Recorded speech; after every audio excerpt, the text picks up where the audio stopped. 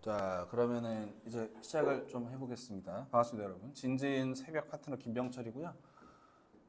인터루드 오랜만에 보탬 쉬는 그 시간에 찾아왔고 이번 특집은 하이데거입니다. 그 저번에 보탬에서 하이데거 다 다루셨다고 제가 알고 있는데 저는 어떻게 준비했냐면 아마 상규님이나 보탬에서 다룬 방식은 전체적인 존재와 시간 앞부 뭐 이런 얘기보다는 뭐 본래적이나 비본래적 뭐 이런 개념들이나 그다음에 뭐 좀 뭐랄까 개설서 안에 이제 풀어진 내용들을 다루는 식으로 진행이 됐을 텐데 저는 그냥 오히려 아예 그냥 원점으로 돌아가서 존재와 시간 서문을 일부 발전을 해가지고 같이 이해해보는 방식으로 진행을 해볼 거고요. 일단 목차는 간단한데 하이데거 소개 먼저 하고, 그러니까 시대적 배경이 간단히 말하면 시대적 배경 소개를 먼저 하고, 개념이라는 개념이 있어요. 개념이라는 개념. 개념이 무엇인가? 이 개념이 뭔지 알아야 되거든요. 왜냐면 제가 부제를 정한 게 개념에서 해석으로예요. 하이데거 특집 제목이 개념에서 해석으로. 이 개념이란 단어가 뭔지를 이해를 해야 하이데거가 왜 이런 짓을 하는가를 알 수 있어서 이 개념에 대한 얘기를 좀 길게 할 거고, 그 다음에 텍스트로 들어가서 만약에 개념의 개념이 이해가 된다. 그러면 하이데거 텍스트가 되게 쉽게 뚫리실 거거든요. 좀 약파는 것 같긴 한데 쉽게 뚫릴 거니까 이렇게 진행을 해보도록 하겠습니다. 전 맨날 이렇게 밈 같은 걸로 시작을 하는데 보시면 아시겠지만 누가 이길까요? 서양 이상학자들 이제 쭉 역사적으로 쌓여온 이 사람들 대 숲속에 있는 한 명의 걱정 많은 독일 사람 뭐 이런 식으로 이제 써진 밈인데 하이데거가 이 전체를 다 해체하려고 지금 기획을 하는 거예요. 여기 지금 저기 사진에 있는 사람이 아리스토텔레스, 데카르트, 그 다음에 칸트, 헤겔 이렇게 있는데 이 사람들, 이 형이상학자라고 부를 만한 이 사람들의 이야기들을 좀 하이데거가 해체를 하려고 하는 거거든요. 그거를 이제 뒤에 좀 자세히 설명을 드리겠습니다. 일단 시대적 배경 먼저 좀 보면 이게 제가 니체 때 썼던 장표인데 이 장표를 약간만 업그레이드를 해가지고 이렇게 좀 바꿔봤어요. 그러니까 지금 니체 장표에서 보시면은 근대로 그냥 대충 제가 뭉뚱그려 놨잖아요. 근데 이 시대 이후로는 그 근대 뭐 한 덩어리 이렇게 갈 수가 없어요. 좀 세기별로 좀 이야기가 달라져가지고 세기로 좀 이걸 찢어놨거든요. 이렇게 보시면은 뭐 아시는 얘기겠지만 르네상스 저 계몽주의 이후로 이제 쭉쭉 퍼져 나갑니다. 저기 그 관념론 낭만주의라는 그 단어 그다음에 저쪽에 경험론 공리주의 이렇게 써놨는데 그 경험론 계열로 쭉 뻗어나가는 저쪽이 이제 과학 쪽, 뭐 과학적 사회주의 쪽 뭐 이런 쪽인 거고 가운데 이제 관념론 낭만주의가 그 아시다시피 헤겔 같은 사람들로 이어지는 그런 내용인 거고 그 다음에 이제 왼쪽에 뭐 헤겔을 좀 비판하면서 나온 철학자들 쇼펜하우어, 키에르케고르 그 다음에 저 아래쪽에 프로이트 이런 식으로 쭉쭉 뻗어나가는 건데 요 19세기 이후의 철학들이 어떻게 바뀌어 나가냐면 여기 사람 이름이 중요한 게 아니고 그 핵심이 세 가지예요. 핵심이 세 가지인데 신적 언어가 붕괴됩니다. 일단 저 칸트 헤겔 언저리까지만 하더라도 칸트 헤겔 언저리까지만 하더라도 지금 여기 학문이나 뭐 과학이나 혹은 뭐 철학이나 모두 다 어쨌든 좀 정확한 신적 언어 같은 게 있다고 믿어지던 시대였는데 니체가 그걸 죽여버렸죠. 뭐 정확히 니체가 죽인 게 아니라 시대가 죽인 거지만 니체가 신적 언어가 무너졌다고 얘기를 하는 거고 여기 지금 되게 해상도가 흐리게 나와 있지만 수학이랑 과학이 더 이상 신의 언어가 아니게 돼요. 원래 신의 언어였는데. 그 다음에 가운데로 세계 확장으로 저렇게 써놨는데 저건 무슨 얘기냐면은 지금 이때가 언제냐면 제국주의 시대죠. 알고 계시다시피 제국주의 시대고 제국주의 약간 앞에 뭐가 있었어요? 프랑스 혁명이 있었죠. 그러니까 양가적으로 가요.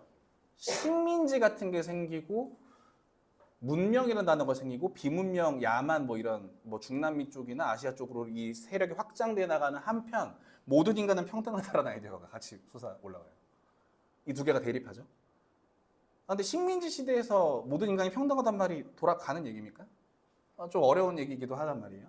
그다음에 저 세 번째로 경험과학의 폭발적인 발전. 이때부터 우리가 과학이라고 좀 뭉뚱그렸던 것들이 진짜 완전 세분화돼요. 뭐 심리학 나오고, 뭐 전자기학 같은 거 나오고, 뭐 전파론, 뭐 이것저것 뭐 되게 폭발적으로 발전해 나가면서 이제 모든 뭐랄까 신학이 하던 위치를 경험과학이 전부 다 잠식해 나가는 그런 그림이 되거든요.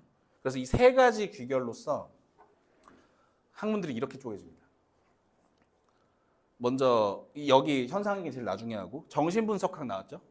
정신분석학 그다음에 저 민속지학 구조주의라는 단어. 저거는 아시겠지만 그 뭐 이런 얘기잖아요. 비문명인 세계도 문명인 세계와 비슷하게 어떤 패턴을 갖는다는 이야기예요. 그래서 저 때 뭐 레비스트로스나 그다음 뭐 종교학 하는 사람들 이런 사람들이나 뭐 약간 그쪽에 신화 같은 거 정리하던 사람들은 아 어떤 문명이든 어떤 뭐 불에 대한 신화는 있더라, 뭐 가족에 대한 이야기 있더라, 뭐 이런 소리 막 하기도 하고 그다음에 저 오른쪽에는 이제 실증주의 같은 게 대두가 되죠. 아, 경험과학적으로 가능한 거, 논리적으로 가능한 거만 사실은 지식이다 이렇게 얘기하는 사람들이 나타나고 그다음 왼쪽으로 쭉 오면 이제 현상학이라는 계통이 나오는데 이 현상학은 경험과학이 토대가 없다.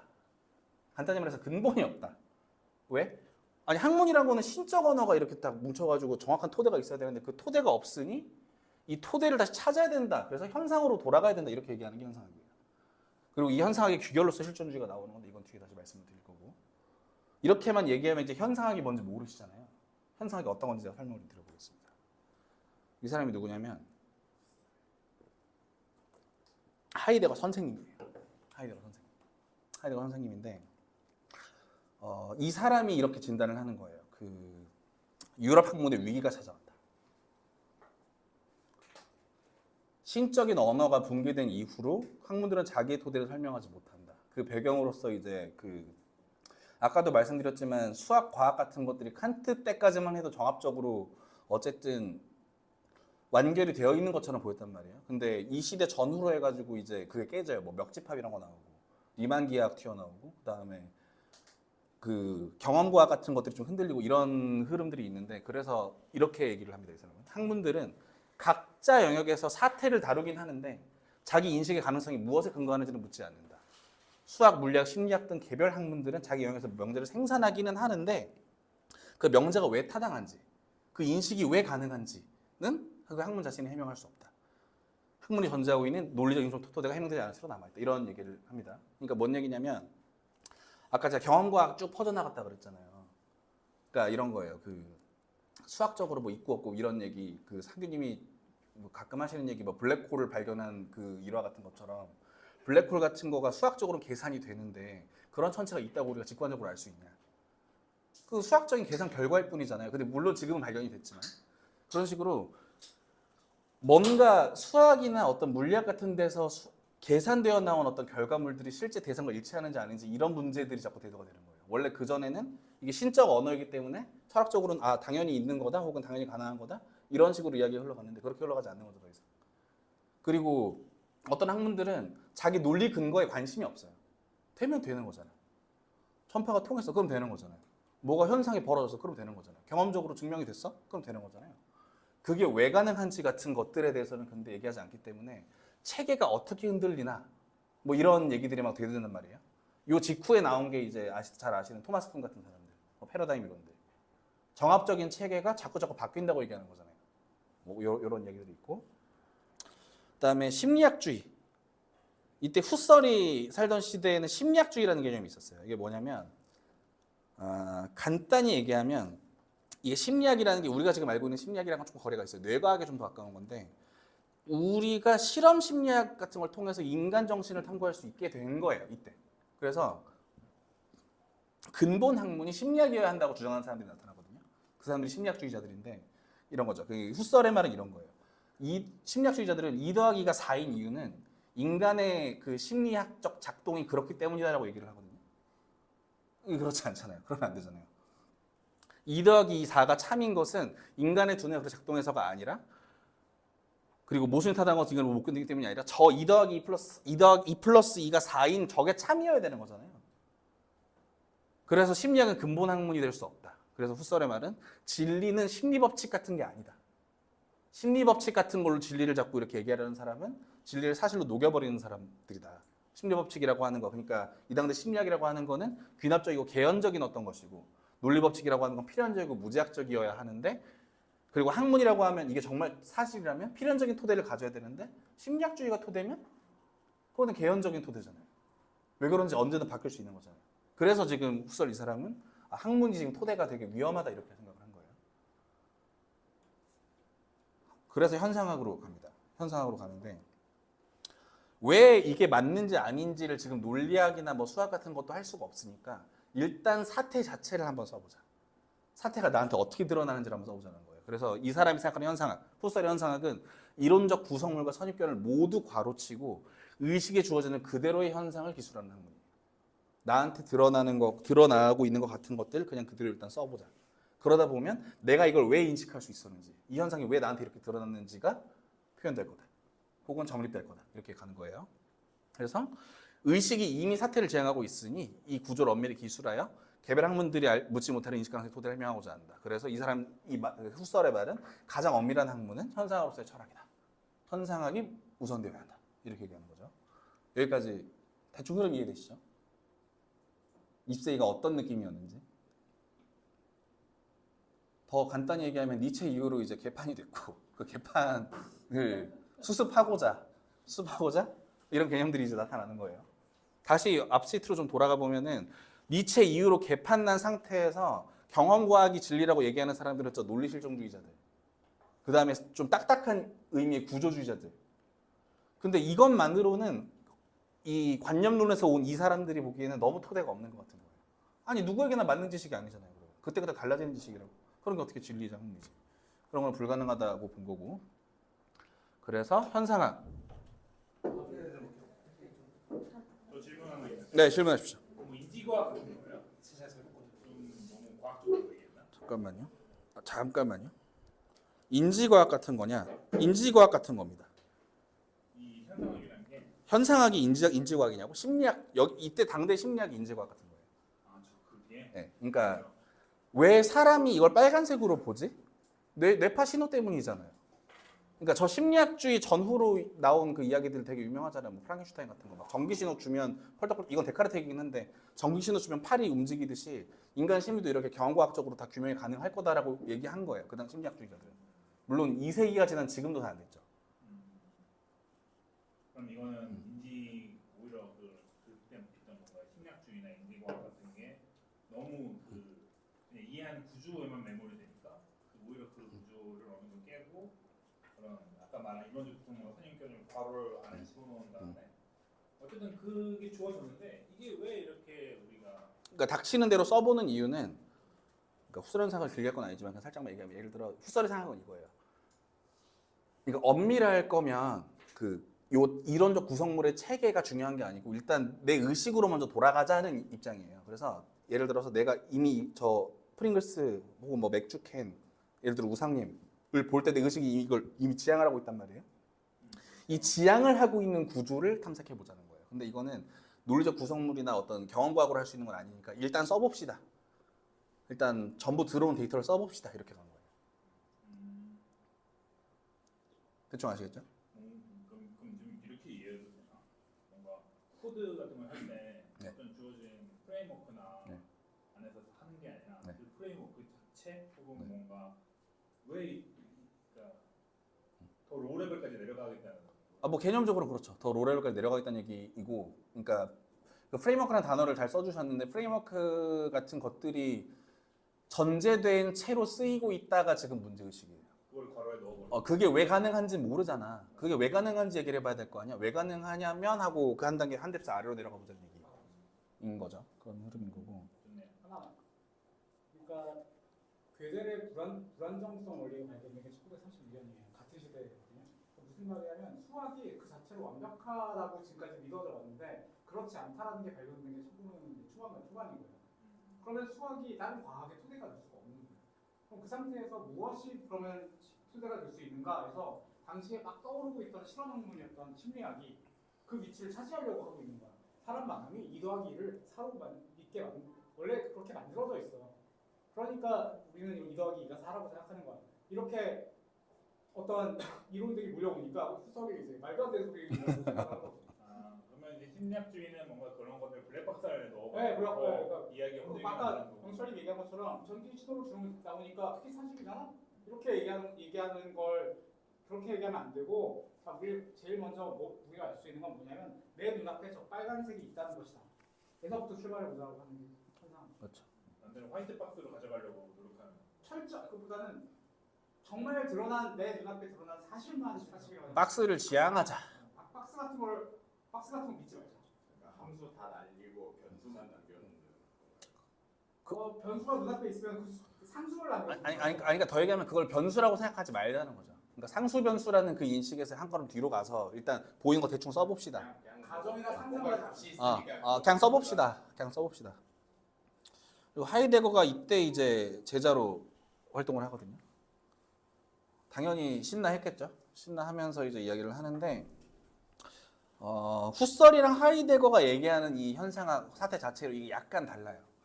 후설은 제가 아까 말씀드렸다시피 일단 현상을 지향하니까 이걸 다 써보자 이런 쪽에 머물렀다면 후설은 이거를 완전 우리가 흔히 알고 있는 실존론 비슷하게 끌고 가는데 그 얘기를 제가 지금 드릴 거고 간단히 힌트를 드리면 아까 이론적 구성물 뭐 선입견 뭐 이런 얘기 막 드렸잖아요. 그게 존재자고 의식에 주어지는 그대로의 현상이 존재라고 하이데거가 다시 정리를 하는 거예요. 그래서 지금 존재와 존재자를 구분하면서 이야기를 하는데 재미있는 건 하이데거가 어떤 식으로 접근하냐면 막 이렇게 손으로 쓴다고 해서 존재로 바로 갈 수 있냐? 그건 불가능하다. 그게 될 리가 없다. 해서 사실은 존재와 시간 여기 요 책에 후설이 없었다면 내 연구는 되지 않았을 것이다라고 막 열심히 막 이렇게 써놓는데 그 말은 틀린 말은 아닌데 굉장히 후설을 비판하는 식으로 우리가 진행이 됩니다. 자 계속 가면 자 여기 지금 저작들을 제가 대충 정리해놨는데 하이데거의 저작은 이런 식으로 정리되지 않아요. 그래도 굉장히 현대적인 분이셔가지고 논문도 엄청 많고 강연집도 엄청 많고 이래서 정리가 안 되고 주저라고 할 만한 게 저거 크게 4개 정도 써놓은 정도만 책 정도로 나오고 나머지는 논문이나 마찬가지인 상태고 우리나라에서 많이 읽히는 건 존재와 시간이랑 숲길 정도 그 정도로 보시면 되고 숲길도 사실은 강연집이에요. 뭔가 그 여러 시기의 저작들을 모아놓은 듯한 그런 텍스트여갖고 사실 하이데거의 메인 저작은 존재와 시간이다. 이거를 가지고 얘기를 할 거고 존재와 시간이 그럼 무슨 얘기를 하는 거냐. 아까 제가 살짝 말씀드렸다시피 존재는 존재자와 같은 것이 아니다. 하나. 그 다음에 존재를 알기 위해서는 현존재로부터 접근해야 한다. 현존재가 뭔지 아직 모르세요. 제가 말씀드릴 거고. 모르면 안 되는데. 모르면 안 됩니다. 자, 3번. 현존재는 시간적으로 존재한다. 이 세 줄이거든요. 이 세 줄을 오늘 이해하고 갈 거예요. 세션의 목표는 이 세 줄을 이해하는 거고. 그러면은 하이데거가 존재를 규명했나요? 대실패했습니다. 규명할 수가 없어요. 존재는 그렇게 드러나는 무언가가 아니라는 걸 보여줬을 뿐이에요. 그래서 존재를 정식화하는 데 실패한 미완의 기획인데 하이데거가 이 작업을 하면서 존재론의 차원을 다시 만들어버려요. 그래서 이 이후의 철학들이 이후에 어떤 뭐 포스트 모던이나 뭐 실존주의 이런 철학들이 이 존재론의 차원을 무시할 수 없게 돼버리는 그런 이야기입니다. 그래서 그걸 좀 정리를 해볼 거고 여기까지가 일단 하이데거 소개였어요. 대충 되셨죠? 뭐 이미 알고 계신 내용일 거고.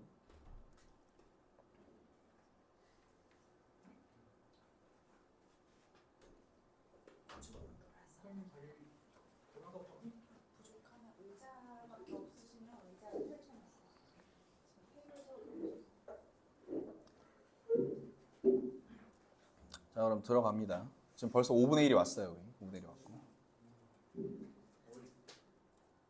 개념의 개념사. 일단 존재와 시간 첫 장이거든요. 이거는 그 하이데거의 그 완전 첫 페이지. 그냥 첫 페이지인데 지금 플라톤의 소피스트를 인용하면서 시작하고 있어요. 왜냐하면 당신들은 분명히 이미 오래전부터 당신들이 존재하는이란 표현을 사용할 때 당신들이 본디 의미하고 있는 그것에 친숙해 있다. 우리도 전엔 그것을 이해하는 것으로 믿었는데 지금은 당혹스러움에 빠져 있다. 라고 플라톤이 얘기한 거예요. 그리고 하이데거는 이걸 박아놓고 이렇게 물어보는 거죠. 오늘날 우리가 존재하는 이란 낱말로 본디 무엇을 의미하고 있는가 하는 물음에 대답을 할 수 있는가? 결코 그렇지 못하다. 그렇다면 존재의 의미에 대한 물음을 새롭게 제기할 필요가 있다. 그런데 오늘날 우리가 존재라는 표현을 이해하지 못해 당혹스러움이라도 빠져 있는가? 이것도 그렇지 않다. 그렇다면 우선 무엇보다도 다시금 이 물음의 의미에 대한 이해를 일깨워야 할 필요가 있는데 존재의 의미에 대한 물음을 다시 존재의 의미를 지금 규명했다는 게 아니에요. 존재의 의미에 대한 물음을 정리작업해낸 일이 이 책이 의도하고 있습니다. 시간을 모든 개의 존재의 일반을 가능한 지평으로 해석해내는 것이 이체의 잠정적인 목표이다. 이런 걸 달성하기 위해 어쩌고저쩌고 필요하다. 됐고 포인트는 뭐냐면 플라톤 때만 해도 존재하는이라는 단어에 당혹스러움을 느끼고 있었어요. 너무 자연스럽게 존재하는이라는 말을 알고 있지 않다는 것을 알고 있는 감각이 있었는데 하이데거의 얘기는 뭐냐면 지금은 당혹스러워조차 하고 있지 않다는 거예요. 네, 다 됐습니다. 다시 갈게요. 그래서 지금 새로 오셨으니까 새로 오신 분들 계시니까 다시 좀 이야기를 정리하자면 존재와 시간에 대해서 우리 이 세 문장을 이해하고 끝낼 거다. 이 세 문장은 존재는 존재자 같은 것이 아니고 존재를 알기 위해 현존적으로 접근해야 되고 현존 시간적으로 존재한다. 이 세 문장을 이해하고 끝낼 거고 이 세 문장을 이해하기 위해서 제가 아까 말씀드렸다시피 개념이라는 단어에 대해서 우리가 얘기를 해볼 거예요. 뭐 요거는 제가 왜 넣었는지 모르겠는데 넘어가도 될 것 같아요. 근데 그냥 그런 얘기예요. 영향받은 사람들. 존재는 다른 거고 존재자는 다른 거야. 뭐 이런 밈 같은 거고 이 한마디에 지금 되게 많은 사람들이 영향을 받았다. 저기 사르트르 보이고 까미 보이고 락강 보이고 데리다 보이고 아렌트 뭐 되게 많죠. 하여튼 이제 개념으로 돌아가서 개념이 무엇이냐? 개념이 무엇인가에 대한 얘기를 해볼 거고 일단 국어사전 먼저. 여러 관념 속에서 공통된 요소를 뽑아내어 종합하여 얻은 하나의 보편적인 관념이 이게 개념의 국어사전적 정의예요. 오후 8시군요. 그 독일어로는 베그리프라고 하는데 이게 칸트의 개념이에요. 베그리펜이에요. 그라이펜은 잡는다는 소리예요. 무엇이 무엇을 잡는가 이렇게 얘기를 해봐야 되고 라틴어로는 이제 콘시페레라는 저 단어에서 왔거든요. 이건 낳는다, 뭐 잉태하다 이런 표현인데 이런 것들이 지금 앞으로 제가 좀 해명을 할 그 개념에 대한 그 설명이 될 거고 뭐 당연히 이쯤 되면 감이 오시겠지만 개념은 존재입니까? 존재자입니까? 존재자. 개념은 존재자죠. 당연히 존재자죠. 개념은 존재일 수가 없어요. 진짜 어려운 개념. 개념은 존재자입니다. 왜지 싶으시죠? 이게 풀어나갈 건데 우리 하이데거를 따라서 하이데거가 아리스토텔레스랑 칸트를 까거든요. 이 개념 얘기를 하면서 같이 따라가 봅시다. 아리스토텔레스에게는 카테고리아라는 범주라는 개념이 있었어요. 10범주. 근데 당연히 읽기 어려우시죠? 표로 정리해 왔습니다. 이 표의 가장 위에 존재가 있어요. 이 존재는 둘로 갈라지는데 서브스탄스, 실체. 그 다음에 이건 심베베코스라고 해서 우유라고 번역돼요. 우연이 있다는 소리예요. 이 우유 밑에 있는 것들이 뭐야? 속성들이에요. 속성들. 예를 들어서 양과 질. 무엇을 하는지, 혹은 받는지, 뭐 어디 있고 어떻게 하는지, 그 다음 다른 실체랑 어떤 관계를 맺는지. 이 속성은 실체에 고이는 거예요. 실체에 고이는 거야. 다시 이해가 안 가실 건데 지금 이 영어표 약간 밀고 다시 해봅시다. 보세요. 필연적인 실체가 있어. 예를 들어 소크라테스는 사람이다. 여기서 소크라테스는 이 사람이 실체거든요. 이 사람이 실체예요. 이 사람에는 속성이 있어. 소크라테스는 170cm다. 창백하다. 걷고 있다. 아고라에 있다. 크산티페 남편이다. 근데 이 아래에 있는 이것들이 바뀌어도 소크라테스는 사람이다는 안 바뀌죠. 소크라테스는 사람이다가 바뀌려면 우리가 강아지를 소크라테스로 이름을 붙이든가 아예 다르게 가야 되죠. 근데 키나 안색이나 뭐 동작이나 이런 것들은 이 아래에 있는 것들은 속성으로서 기능하고 있는 거잖아요.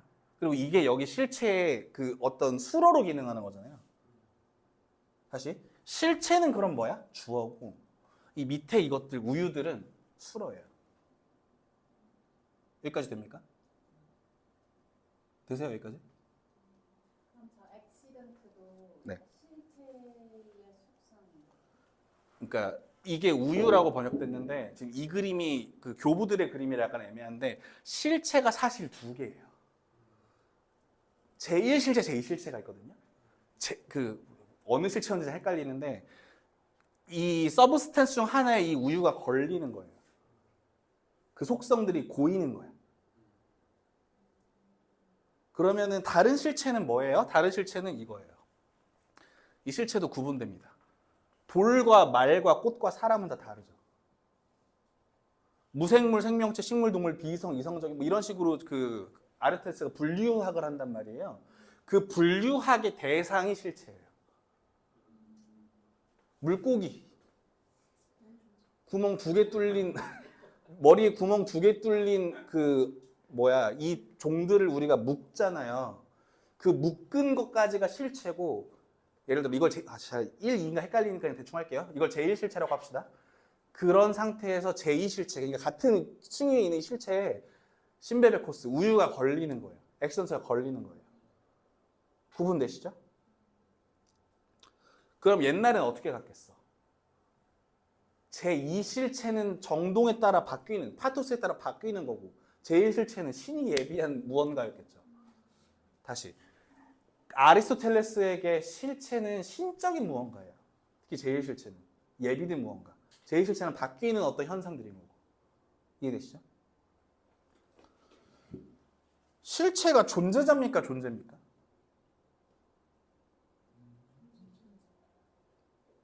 존재자죠. 지금 우리가 보기에는 존재자죠. 물론 이 분류학적 실체는 아리스토텔레스는 존재라고 생각했을 거예요. 정확히 모르겠지만 존재라고 생각했을 건데 그 뒤에 나와요. 뒤에 이 존재를 어떻게 얘기하는지 나와요. 즉 이 표에 존재가 있잖아요. 아리스토텔레스가 뭐라고 했는지 뒤에 나옵니다. 이건 제가 설명을 드릴 거고. 일단 아리스토텔레스의 카테고리라는 개념은 대충 이해가 되셨죠? 이걸 누가 가져갑니까? 칸트가 가져갑니다. 칸트가 이거를 범주라고 불러요. 범주표. 그래서 이 범주는 뭐냐면 이게 사실 아리스토텔레스가 쓴 개념이잖아요. 이게 논리학적 개념이잖아요, 사실. 뭐가 있다 없다. 예를 들어 양이 2개다. 뭐 2m다. 참 거짓이 다 판별이 가능한 그런 개념이잖아요. 이거를 인간이 기능적으로 다 하고 있다고 주장하는 거예요, 칸트는. 그러니까 예를 들어 제가 이걸 볼 때 맥주가 몇 개인지 바로 셀 수 있잖아요. 아, 4개다 하는 그 표상에 이 개념을 맞출 수 있죠. 그리고 예를 들어 어떤 사건을 상상했을 때 이게 실제로 벌어질 수 있는 일인가? 벌어지지 않을 일인가? 뭐 이런 것들을 상상할 수 있잖아요. 뭐 그런 식으로 이 범주들이 있는 거예요. 12가지. 이걸 다 외울 필요 당연히 없고. 12가지 범주가 존재하는 거고, 이거는 당연히 앞에서 보셨겠지만 저 아리스토텔레스로부터 가져온 거죠. 이 범주라는 게 존재한다고 이렇게 얘기하는 거고. 그럼 이 칸트가 범주를 어디다 갖다 쓰냐면 이걸 뭐라 부르냐면 오성이라 불러요. 저걸 오성이라 부르고 직관을 종합하는 12가지 방식이다 이렇게 부르거든요. 아, 이거 그냥 부르는 거야. 부르는 건데 이 직관을 종합하는 12가지 방식, 이게 뭐냐? 개념이에요. 이게 그 베그리프라고 하는 이 개념이에요. 지금 완전히 느낌이 안 오실 텐데 이거를 제가 다시 그림을 가져왔습니다. 익숙한 그림. 5,000번은 더 보셨을 그 그림. 쉽게 얘기하면 인간 안에 범주가 있다고 얘기하는 거예요. 그러니까 잘 거예요. 자, 보세요. 물 자체가 있어. 칸트 도식이에요. 많이 들어보셨겠죠. 물 자체가 있어. 대상이 있어. 나는 여기서 뭘 받냐면 센스 데이터를 받아요. 뭐 오감으로 느끼든 뭐 위치가 어디 있다고 내가 보든 뭐 형식 이런 거, 이런 센스 데이터를 직관으로 봤잖아요. 내 눈에 들어왔잖아요. 그러면은 오성이 이 12범주에 이걸 종합해. 그죠? 종합한 다음에 나오는 게 현상이에요. 이때 현상은 직관 더하기 개념이에요. 다시 개념만 있으면 공허해요. 아무것도 그렇게 알려주지 않아. 유니콘을 상상할 수는 있지. 유니콘이 실제로 손에 잡힙니까? 불가능하죠. 반대로 직관만 있으면 정리가 안 돼요. 맞잖아요. 이게 그래서 이 데이터가 아까 아리스토텔레스 도시처럼 어딘가에 고여야 이게 정리가 된단 말이에요. 어딘가에 이게 받쳐줘야 정리가 된단 말이에요. 그래서 이 오성을, 이 데이터를 어느 그릇에다가 넣어가지고 정리해내는데 그게 현상이다. 그 정리하는 형식은 이 12개가 있는데 그게 이제 오성이고 이 작동이 개념이다. 이해되세요? 이거를 개념이라 부른 거예요, 칸트가. 됐죠? 자, 개념은 존재자입니까? 존재입니까? 그죠? 현상, 존재자입니까? 존재입니까? 존재자죠. 현상이 왜 존재자죠? 개념이 없으면은 현상이 생길 수가 없는데? 다시. 이도식에서 현상이 있다면 어디 있어요? 얘네가 다 고인 위치의 현상이 있잖아요. 얘네가 다 고여야 현상이 되잖아요. 그럼 그 현상은 뭐예요? 존재자죠. 너무 당연히 존재자죠. 그러면 존재는 어디 있어? 쟤가 존재할 거 아니에요? 쟤가 존재잖아요. 이걸 어떻게 알아, 근데 우리가? 우리가 이걸 무슨 수로 알 수가 있지? 가 하이데거의 질문이에요. 이걸 어떻게 알 수 있느냐? 그래서 존재 물음을 해야 한다는 거예요. 이해되십니까? 다시, 현상은 존재자죠? 이해되셨죠, 이거? 이해 안 되셨으면 지금 말씀 주세요. 현상은 존재다. 한 문장인데, 현상은 존재자다. 그냥 한 문장인데.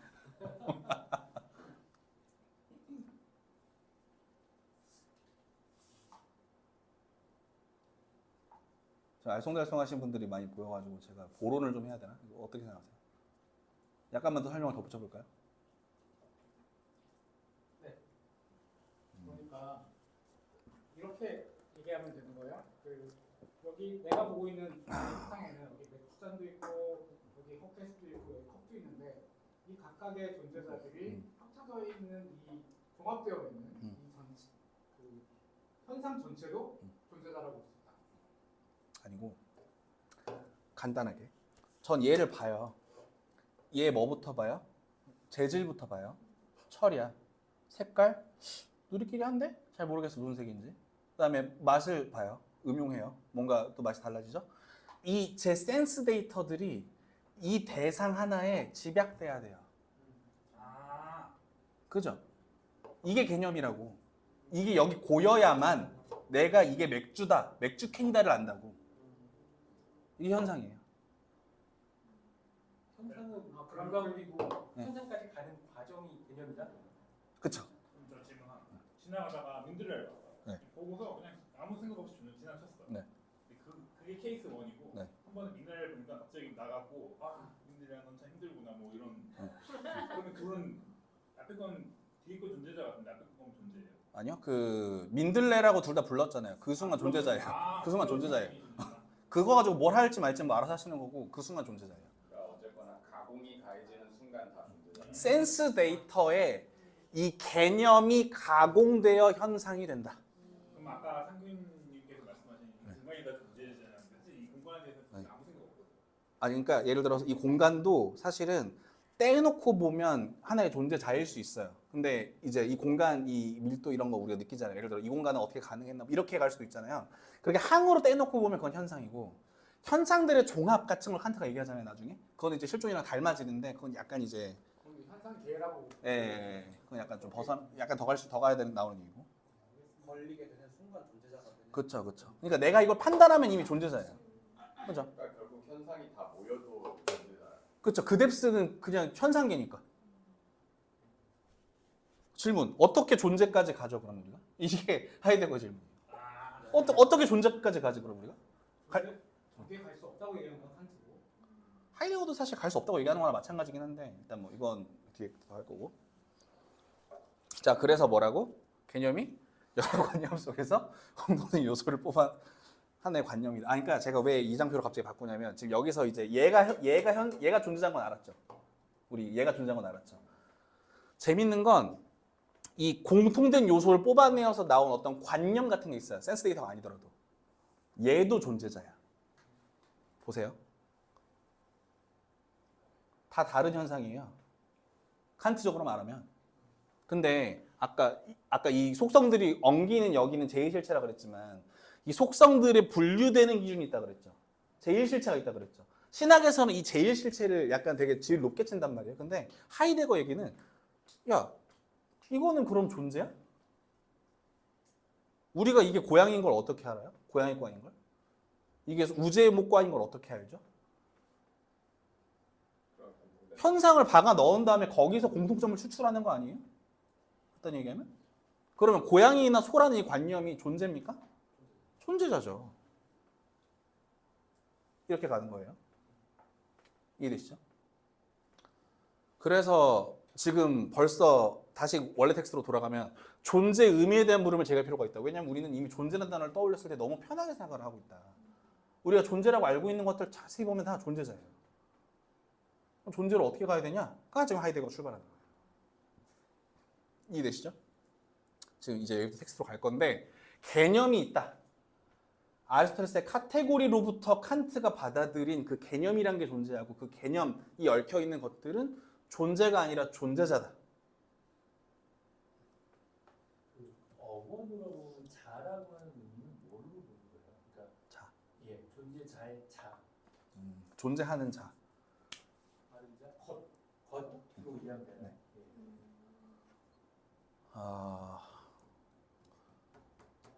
뭐 것으로 이해하면 될 것 같아요. 예를 들어서 바람도 불고 그러니까 존재가 뭐냐고 물어보는 것만큼이나 존재자가 뭐냐는 질문이 참 어려운 질문인데 하여튼 뭐 이런 식으로 갑니다. 놀랍게도 벌써 반했어요. 저게도 그거만 그냥 약간 존재자라고 하는 저 한자로도 번역됐을 때는 그 자자를 뭘 쓸 때 있어요? 놈자자예요. 논자자. 놈자자고 자인은 자인 됐을 텐데 저게 그러니까 존재하는 것이라고 생각하시면 돼요. 그냥. 존재하는 것과 존재 자체. 한글로 보기가 너무 오히려 이런 단어들은 어려워 보여가지고 제가 독일어에까지는 조예가 없어가지고 독일어로 좀 해야 되는데 이게. 한자로 보기도 편하게. 하여튼 자 계속 갑니다. 그러면은 이제 우리 텍스트로 갈 건데 가기 전에 질문 없으시죠? 그냥 깔끔하죠? 무슨 얘기했어 우리? 20세기 이후로 뭐 여러 가지 뭐가 나타나는데 현상학이란 게 있다. 왜? 신적 언어가 무너졌잖아요. 과학 수학이 더 이상 역할을 못 하잖아. 토대가 아니잖아. 근본 토대로 나아가야 되는데 그 근본 토대로 나아가는 방법이 현상학인 거예요. 후서리 현상학. 근데 하이데거가 그 개념을 받아들여서 후설이 괄호친 거 모든 그 학문체 같은 것들은 생각해보면 존재자적인 거야. 나한테 직접 드러나는 게 존재야. 그 존재를 어떻게 알 수 있지?가 출발이에요. 그래서 과거로 돌아가 본 거예요. 과거에 무슨 얘기하고 있었지? 플라톤 때까지만 해도 존재라는 단어를 되게 긴장감 있게 다뤘었는데 아리스토텔레스부터 보니까 존재자를 매우 편하게 존재처럼 다루네. 왜냐면 분류되면 땡이거든요. 분류되면 자연적 진리가 드러난다고 생각했거든요. 그 아이디어로부터 신학적인 아이디어가 나타난 거잖아요.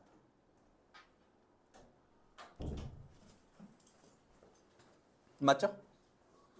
그래서 하이데거가 다시 돌아가는 거예요. 존재란 단어로 돌아가려고 하는 거고 이 존재란 단어 1절부터 할 건데 이 존재란 단어에 대한 세 가지 선입견이 존재한다. 그에 대해 설명을 좀 드려볼게요. 이거 그냥 읽을 텐데 혹시 막히시면 말씀 주세요. 앞서 언급된 존재에 대한 물음 오늘날 망각 속에 묻혀버렸다. 그 물음은 플라톤과 아리스토텔레스를 숨가쁘게 몰아대며 연구하도록 만들었지만 그 후로는 불행히도 실제 탐구의 주제가 되는 물음으로서 침묵 속에 빠지고 만다. 그 두 철학자가 이렇게 놓은 것은 여러 변경과 덧칠 속에서도 해결에 대해 논리하기까지 견지된다. 무슨 얘기예요? 아까 제가 칸트 얘기 개념 갖고 왔죠. 아리스토텔레스가 그 만들어 놓은 그 카테고리아 같은 그 개념이 해결에까지 다 내려와. 다 비슷한 태도라는 거예요. 그리고 그 두 철학자가 최대 기능사의 노력 속에 일찍이 현상에서부터 획득한 것은 이미 오래전에 진부한 것이 되고 말았다. 이것뿐이 아니다. 존재 해석을 위한 그리스의 단초의 토대 위에서 다음과 독단적 경향이 형성되었다. 즉 존재의 의미에 대한 물음은 불필요하다고 설명할 뿐 아니라 더 나아가서 그러한 물음을 소홀히 하는 것을 제기하는 하나의 독단이 생겨난 것이다. 사람들은 존재는 가장 보편적이고 가장 내용 없는 개념이다 라고 말한다. 이러한 개념으로서 존재 개념은 그것에 대한 그 어떤 개념정의 시도도 거부한다. 존재는 개념정의 가능합니까? 방금 우리가 본 바에 따르면? 당연히 불가능하죠. 이러한 가장 보편적 개념, 따라서 정의할 수 없는 개념은 또한 어떠한 정의도 필요로 하지 않는다. 맞죠? 이게 선입견이라고 하이데거가 주장하고 있지만 이 문장만 봤을 때 그 당대 형이상하던 사람들이 너무 당연히 물어보셨겠죠. 그렇지. 근데 왜 이걸 문제 제기하지? 문제 제기하고 있는 거예요, 이 사람이. 모두가 그 개념을 항상 사용하며 또한 그 개념이 그때마다 무엇을 의미하는지 모두 의미하고 있다. 따라서 은닉되어 있으면서 고대 철학함을 동요 속에 몰아넣었고 그 속에 붙들어 놓았던 그것이 일종의 태양과 같은 명백한 자명성이 뭡니까? 개념이죠. 개념이죠. 자명하잖아요. 데카르트 까는 거죠. 이거는 칸트, 데카르트 다 까는 거죠. 그것에 대해 아직도 묻는 사람은 방법적으로 저리서 문책을 받게 되었다. 이런 선입견들은 세 가지가 있다. 하나, 존재는 가장 보편적인 개념이다. 존재는 모든 것 중에 가장 보편적이다. 그런데 존재의 보편성은 유의 보편성이 아니다. 존재는 존재자가 유와 종에 따라 개념적으로 분류 파악되는 한 존재의 가장 윗단계의 지역을 한계짓는 것이 아니다. 존재는 유가 아니다. 존재의 보편성 모두 유적인 보편성을 넘어선다. 존재는 중세 존재론의 지식에 따르면 일종의 초월자이다. 이런 초월적 보편의 단일성을 아리스토텔레스는 이미 사태 내용적 최고의 개념의 다양성을 대비시킨 유비의 단일성으로 인식했다. 이해 안 되셔도 돼요. 제가 뒤에 설명드릴 거예요. 이 발견과 더불어 아리스토텔레스는 존재 문제를 근본적으로 생각하게 제기했다. 그 역시도 이런 범주적 영광의 어둠을 발견하고 보이지 못했다. 중세 존재론은 이 문제를 다양하게 논의했지만 명확성에 이르지 못했다. 헤겔 역시 똑같은 시간에 머무르고 있다. 따라서 사람들이 존재에 대한 가장 본질 개념을 말할 때 개념이 가장 명확한 개념이고 어떤 더 필요하지 않다는 것들을 가르친다. 존재라는 개념이 가장 어두운 개념이다. 자, 멈추고.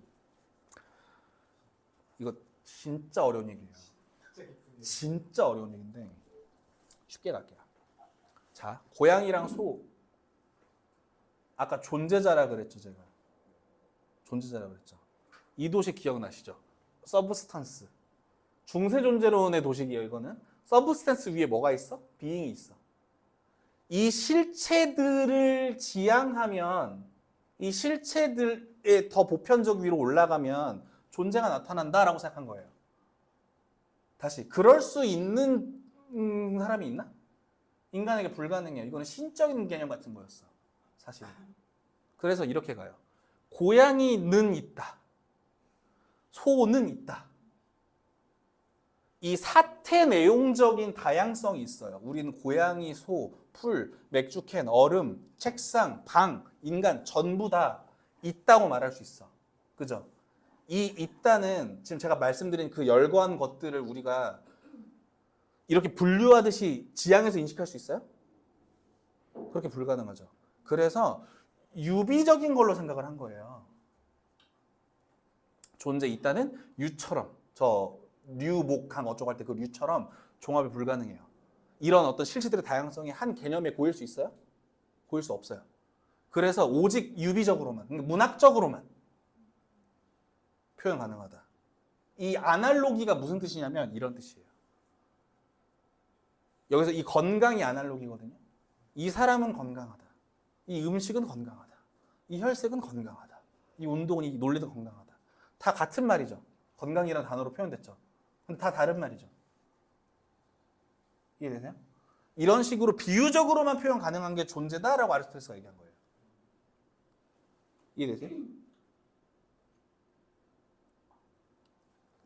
그래서 뒤로 가면 자, 아리스토텔레스 존재는 보편적이고 존재자처럼 유적 개념이 될 수는 없어. 그래서 오직 유비로만 설명할 수 있어. 이렇게 얘기해서 이렇게 내려온 거예요. 이 유비가 뭐야? 뭐 신적인 무언가겠죠. 뭐 영혼이기도 하고 뭐 초월자기도 하고 뭐 그런 거겠죠. 하이데거 말은 존재는 존재와 같지 않을 뿐 아무것도 해명되지 않았다. 저기도 뭔가 개념이 있을 거다. 개념이라고 말하면 좀 어렵겠지만 어쨌든 뭐가 있어야 된다. 그래서 뭐야? 존재는 가장 보편적인 개념이다. 이게 선입견이라는 거예요. 이게 아리스토텔레스적인 선입견이다. 되시죠? 된 겁니까? 근데? 헷갈리네, 됐는지. 슬슬 헷갈리네. 오히려 존재자가 가장 보편적인 개념이라는 게 아니에요. 그러니까 하이데거의 말은 존재자는 보편적인 개념이고 존재는 그냥 아무것도 해명되지 않는 존재자가 보편적인 개념이다. 존재자는 개념이다. 이건 맞고 가장 보편적인 이란 이 말이 선입견이다라고만 말하고 있어요. 의미적으로는 가장 보편적인 개념은 결국 가장 큰 존재자에 불과하다는 거죠. 그러니까 만약에 가장 큰 보편적인 개념 같은 것들이 있다면 그거는 존재 자체를 드러내는 말이 아니라 아리스토텔레스가 유비로 가능하다 그랬잖아요. 유비로만 가능하다 그랬잖아요. 하이데거는 이것까지 부정하진 않아요. 그러니까 아리스토텔레스가 이미 이 문제를 알고 있었다. 근데 유비로 뭉치고 넘어간다. 저 뭉치는 거다. 그러니까 이해하기 어려우니까 그렇다 치자 하고 그냥 넘어간다. 네, 뭉치는 거다. 그 얘기예요. 그 얘기예요. 그래서 이렇게 얘기하는 거예요. 유비로운 설명 가능하다는 저 말이 싫다는 거예요. 유비로운 설명이 가능해요, 실제로. 뭐 이런 식으로는 그러니까 우상님은 있다 나도 있다 해서 저랑 우상님이 같은 방식으로 있진 않죠. 근데 우상님은 사람이다 저는 사람이다라고 할 때 같은 방식으로 사람이잖아요. 아, 우상님한테 설명하는 게 되게 쉬운 게 있는데 우상님이 존재하는 거랑 신이 존재한다는 것은 전혀 다른 의미잖아요. 그런데 우리는 그걸 존재한다라는 유비로만 내가 존재하는 방식이 내가 존재하는 내가 있다는 말과 비슷한 뜻으로 신이 있다는 거 아닐까? 이렇게밖에 알아볼 수 없다. 정확하십니다. 문학적인 표현이라고요. 그러니까 비유적인 표현이죠. 사실은 다르다는 거죠. 전혀 다르죠. 신의 중심한 존재 방식이 인간의 중심한 존재 방식과 같을 리가 없잖아요. 됐죠? 네. 첫 번째 선입견. 다행히도 두 번째, 세 번째 선입견은 되게 쉬워요. 왜냐하면 첫 번째로부터 나온 거거든요.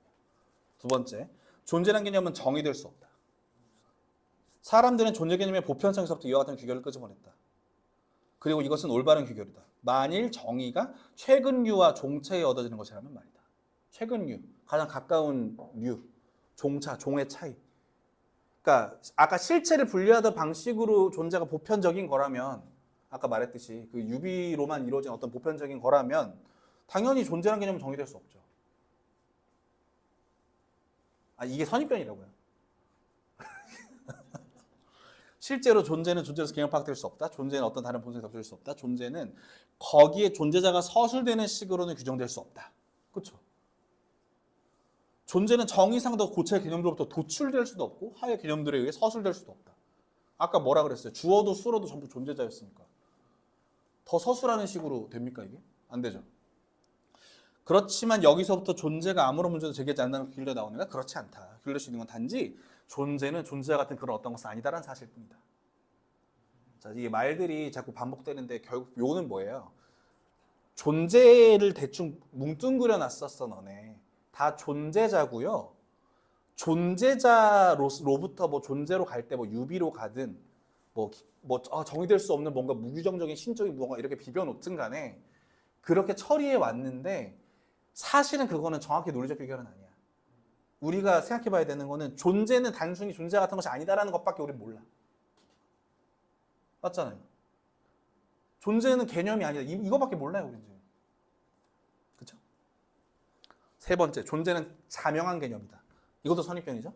모든 인식함에 발언함에 존재자에 대한 모든 개개 행동 관계에 자신에 대한 모든 개개 관계 맺음에 존재는 사용되며 거기서 표현은 아무 문제 없이 이해된다.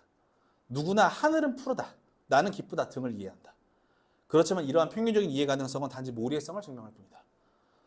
그것은 존재자로서의 존재에 대한 그 모든 행동관계가 존재 선언적으로 하나의 숙제가 있다는 것을 드러내고 있다. 우리가 각기 이미 하나의 존재 이해 속에 살고 있으며 그리고 동시에 존재의 의미가 어둠상에 있다는 사실은 존재 의미에 대한 모든 사실의 근본적인 필요성을 입증한다. 자, 세 번째는 약간 설명을 더 드리면 이렇게 써놓으면은 한글로 써놓으면은 이게 완전 이해가 안 가거든요. 이렇게 써놓으면 이해가 돼요. 하늘은 푸르다. 나는 행복하다. 하늘은 푸르다에서 보자. 이게 주어고 이게 수어예요. 가운데 이걸 개사라 불러요. 개사. 는 이다. 비동사야. 간단히 말하면 비동사. 비동사죠. 얘네는 존재자예요. 하늘은 푸르다에서 하늘도 존재자고 푸르다도 존재자예요. 근데 is는 존재자가 아니에요. 맞죠? 근데 누구나 is를 그냥 써요. I am happy라고 했을 때 너 얼만큼 행복하니? 왜 행복하니? 이렇게 물어보지 이 연결 어미에 대해 물어보는 사람은 아무도 없어요. 맞죠? 그래서 이게 뭐야? 이게 자명한 개념이다. 이건 아무 문제 없이 이해된다. 이해되시죠? 근데 이 아무 문제 없이라는 말에서 우리가 생각해 봐야 되는 게 이거를 우리가 연결해서 쓰잖아요. 쓰는 사람마다 조금씩 다를 수 있거든요. 푸르다라 그랬잖아. 근데 푸르다라에 대한 감각이 사람마다 다를 수 있어요. 예를 들어 제가 오늘 하늘 되게 푸르지 않나요? 상율님? 이랬는데 상율님이 저건 푸른 건 아닌데요? 이럴 수도 있어요. 예를 들어 제가 제 아내한테 참 행복하다 이랬더니 이 정도로 행복하다고 얘기하면 안 되지 않나? 뭐 이런 약간 약간 농담인데 어쨌든 그 사실은 이거를 말하는 이 문장 자체에 이미 방향이 있는데 이것도 뒤에 말씀드리겠지만 그 이거에서부터 출발해야 한다고 지금 하이데거 뒤에 얘기할 거예요. 어쨌든 포인트는 뭐야? 이거는 개념들이고 이게 되게 자명하게 그냥 연결어처럼 막 쓰이는데 그렇지 않다. 여기에 이미 구멍이 있다. 이런 얘기예요. 와 힘들어. 반 넘게 왔어요. 제 생각에는 잠깐만요. 이것까지만 하고 싶시다. 아니다. 쉬었다 할까? 잠깐 쉬었다 할까요? 잠깐 쉬었다 하시죠.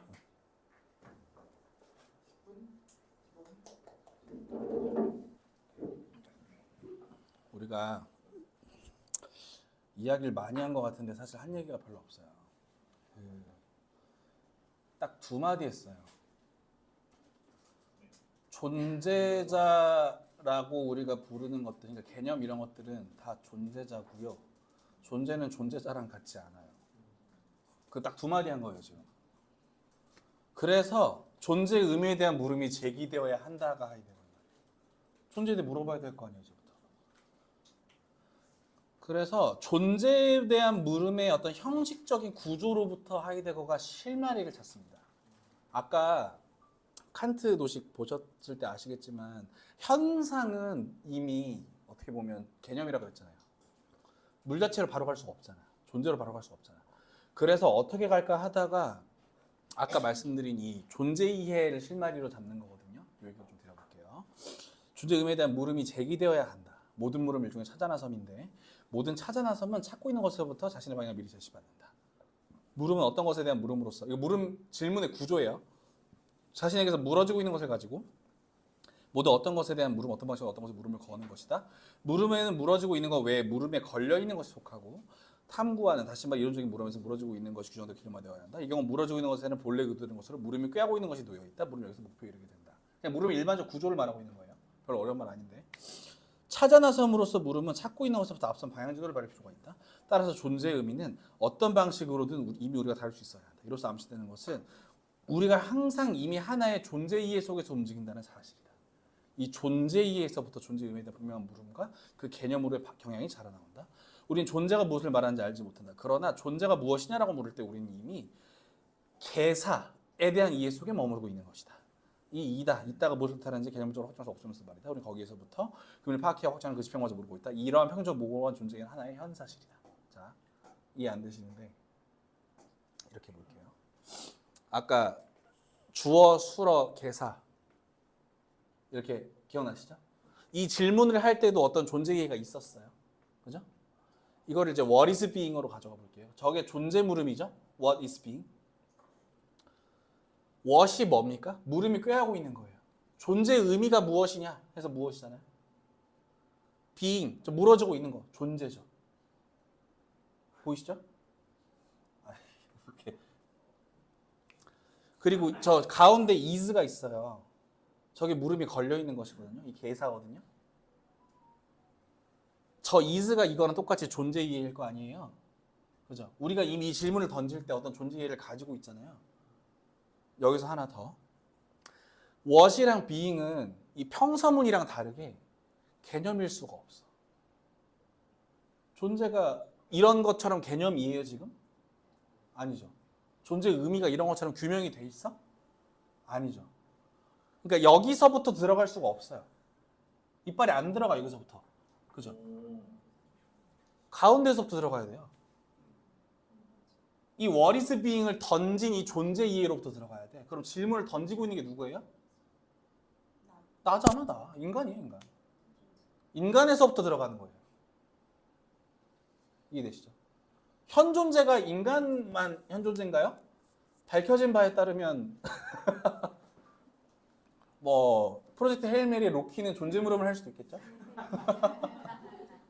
그런 게 있다면 그 로키도 현 존재일 수는 있겠지만 어쨌든 지금 우리가 알고 있는 현 존재는 뭐야? 나죠, 나. 인간이고. 그죠?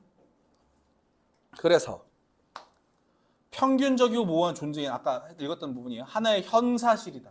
현사실이 뭐예요? 지금 나의 사실이라고. 질문하는 자의 나의 사실이야.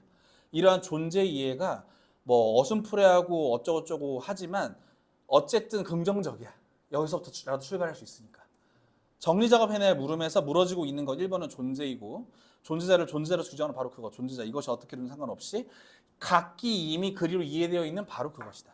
존재자의 존재는 그 자체가 또 하나의 존재자가 아니다. 존재 문제 이해의 철학의 제1보는 어쩌고저쩌고 있다. 물어지고 있는 것으로서의 존재는 따라서 존재에 발견하는 본질을 구별되는 나름의 고유한 제시의 양식을 요구한다. 이렇게 되어 물음을 꾀하고 있는 것. 존재의 의미도 나름의 독특한 개념성을 요구하게 된다. 이 개념성 또한 존재자가 자신의 의미에 맞는 규정성에 이르게 되는 그 개념들과는 본질적으로 구별된다. 되죠? 읽히시죠? 뭔 소리인지 아시겠죠? 안 읽혀요 이거? 읽히잖아. 아니 이 얘기 한 거예요, 이 얘기. 그러니까 여기서 저 1번, 2번, 3번에서 2번이 걸리는 거고 1번, 3번도 개념일 수는 없어요. 그런 거랑 구별될 거야. 그죠? 계속하면 존재가 물어지고 있는 것을 형성하고 존재가 존재의 존재를 말하는 한 존재 물음에서 물음이 걸려있는 것은 존재자 자체라는 것이 귀결되어 나온다. 이 존재자에게서 그것의 존재를 캐묻는 셈입니다. 그런데 그 존재자가 자기 존재의 성격을 거짓되지 않게 제시하기 위해서는 그 존재자가 우선 그것이 그것 자체에서 존재하듯이 현상학적으로 접근 가능해져야 한다. 존재 물음은 그것의 물음이 걸리는 것과 관련지어 존재자에게로의 올바른 접근 획득하여 먼저 확보할 것을 요구한다. 이 물음의 정리 작업은 그래서 다음과 같은 것을 요구하는데, 즉 존재에 대한 관점의 방식에 대한 설명, 의미의 이해 및 개념 파악에 대한 설명, 어쩌고저쩌고 이 준비, 그리고 이 존재자에게로의 참다운 접근 양식의 산출 등이 요구된다. 어떠한 것의 관점, 어떠한 것의 이해, 개념 파악, 산출 접근 등이 물음에서 행동하게 들이면서 그래서 묻고 있는 우리들이 각기 그것이 그런 존재자의 존재 양태들이다. 그러므로 존재 물음의 정리 작업이란 한 존재자, 즉 묻고 있는 자를 그 존재에서 투명하게 만드는 것을 의미한다. 이런 물음을 묻는 일은 한 존재 자체 존재 형태로서 그 존재자에서 물어지고 있는 그것에서부터 본질적으로 규정된다. 이런 존재자, 즉 우리들 자신이 각기 그것이며 여러 다른 것들 중 물음이라는 존재 양상을 가진 그런 존재를 우리는 현 존재라는 용어로 파악하기로 하자. 존재의 의미에 대한 분명하고 투명한 물음 제기는 한 존재자를 현 그 존재에서 먼저 적합하게 설명할 것을 요구한다. 이거 말이 긴데 간단히 얘기하면 원래 또 일로 돌아왔죠? What is being이 하고 싶은 거야 지금. 그죠? What is being 하고 싶은 거야. 근데 what도 안 되고 being도 안 되잖아. 그럼 is부터 해야 되죠. is부터 해야 되죠. 이 is, 제가 이거 Sky is Blue, I'm happy 할 때 이 존재 이해라 불렀잖아요. 이거는 말하는 사람마다 다르잖아요. 제가 블루라고 할 때랑 우상님이 블루라고 할 때 다르잖아요. 이 문장이 걸려있는 대상이 나잖아. 그러면 저 what과 being으로 가려면 이 걸려있는 나가 어떻게 존재하는지, 이 질문을 어떻게 내가 만들고 있는지가 규명돼야 되는 거예요. 그래서 존재 물음을 바로 갈 수 없으니 일단 이걸 물어보고 있는 자가 어떻게 존재하는지 살펴보자 라고 한 거예요. 지금. 자, 말이 길고 복잡한데 지금 우리 한 두 문장에서 하나 추가된 거예요. 1번, 개념들은 존재자예요. 존재는 존재자가 아니에요. 존재로 가려면 그 존재를 물어보는 존재자를 규명해야 돼요. 끝. 15초만. 자, 여러분 왼쪽에 스카이 블루에서 스카이와 블루 이거 다 존재자이죠, 그죠? 그런데 오른쪽에서 what is being에서 being이 존재예요. 존재는 존재자가 아니라고 했잖아요. 그런데 what과 being은 동치예요. 그럼 what도 존재자일 수 없는 거예요. 그래서 둘 다 존재할 수 없는데 그럼 우리는 존재를 모른다고 했잖아요. 그런데 우리는 뭘 알고 있냐면 스카이 이즈 블루에서 이즈의 의미를 알아요. 이즈의 명사형이 being이야. 그죠? 그러면 이즈와 being은 뭔가 관련이 있을 것 같아. 그러니까 존재와 이즈는 뭔가 관련이 있을 것 같은데 이즈의 의미를 어렴풋이 알고 있다는 것에서 이 질문을 풀어낼 수 있는 실마리가 시작됩니다. 이런 얘기입니다. 그래서 이즈의 의미를 알고 있는 어느 정도 어렴풋이 알고 있는 존재 이해를 갖고 있는 우리, 그 이해를 갖고 있는 현 존재인 우리로부터 이 질문을 풀 수 있는 what is being을 풀 수 있는 실마리가 시작된다. 이렇게 됩니다. 조금 쉬워졌지. 그게 이건 그냥 제 얘기는 또 이해가 됐어.